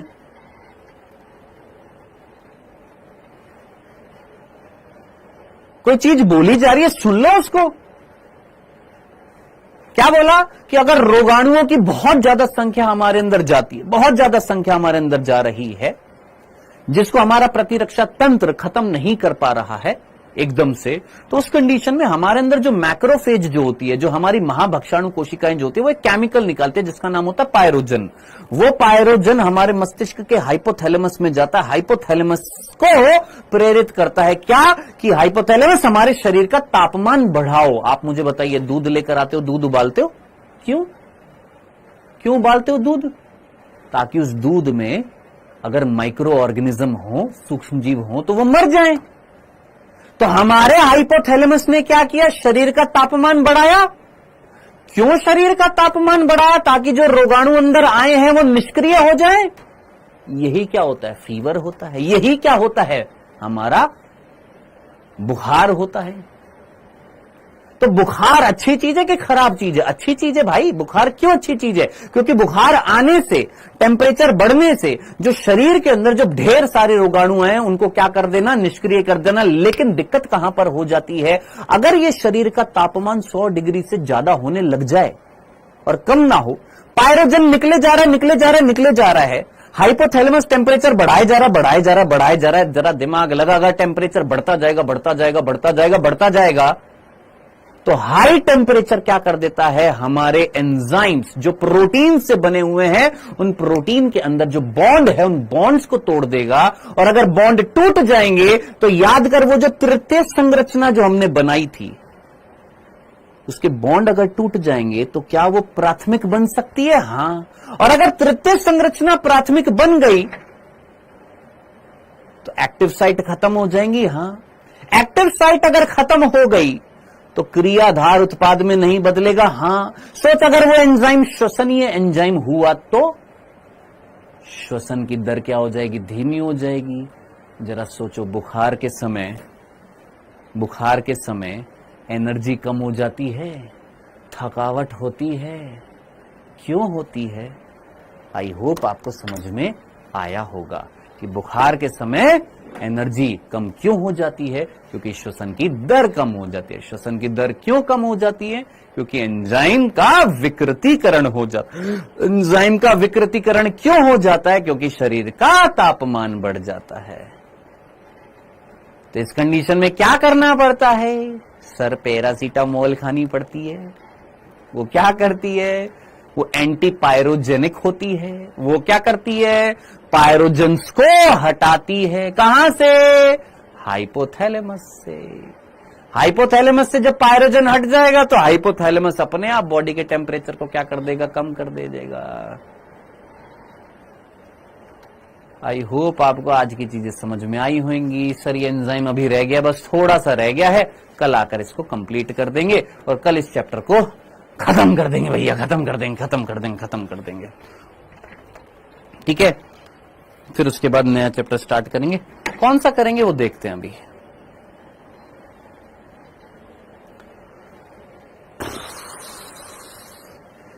कल YouTube पर वन शॉट होगी। हाँ, सुनने में तो था, कल लेनी तो थी, अभी समझ में नहीं आ रहा। बताओ क्या पढ़ना चाहते हो तुम YouTube पे, बताओ मेरे को, कौन सा चैप्टर लेकर आऊं? ऑल क्लियर, ठीक है। सर, मैं नोट्स नहीं बनाता, टीचर स्लाइड को देख लेता हूं। बनाओ बेटा, नोट्स बनाओ, बिना नोट्स के कैसे काम चलेगा? और नोट्स ऑलरेडी मैंने तुमको दिए हैं यार। जो नोट्स नहीं बना रहे हैं, कृपया करके जो आरंभ 2024 वाला था उसमें एनसीईआरटी संपूर्ण को डाउनलोड करके उसी के प्रिंट निकाल लो यार दोस्त। इतना तो कर लो मेरे भाई, तुमसे नोट्स नहीं बन रहे, कम से कम उन नोट्स की फोटोकॉपी निकाल के उन्हीं को ही पढ़ लो यार। सर, पायरोजन कहां से निकला था? मैक्रोफेज से, महाभक्षाणु कोशिका से। सर, आपने टेस्ट डिस्कस कर दिया? नहीं बेटा, मैंने स्टार्टिंग में कुछ बताया था, टेस्ट डिस्कशन नहीं हो पाया ना आज, रीजन बता दिया था स्टार्टिंग में।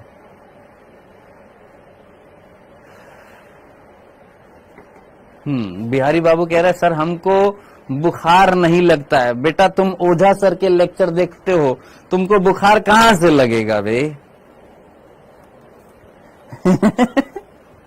तुम ओझा सर के लेक्चर देखते हो, तुमको बुखार कहां से लगेगा बेटा? तुम पुरुष को नहीं देख रहे बेटा, तुम एक महापुरुष देख रहे हो बेटा। तुमको बुखार कैसे लगेगा बेटा? तुमको बुखार लग ही नहीं सकता। हाँ जी, जेनेटिक्स नहीं, मैं कल की बात कर रहा हूं बेटा।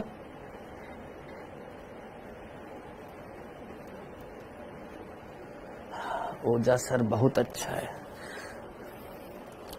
बहुत अच्छे है बेटा, बहुत अच्छे। चलो ह्यूमन रिप्रोडक्शन, चलो ठीक है, ह्यूमन रिप्रोडक्शन का देख लेंगे एक बार, फास्ट रिवीजन कर लेंगे, एनसीईआरटी लाइन बाय लाइन देख लेंगे, ठीक है। चलो जी, मिलते हैं फिर, ओके जी, चलो जी, भग जाओ भग जाओ।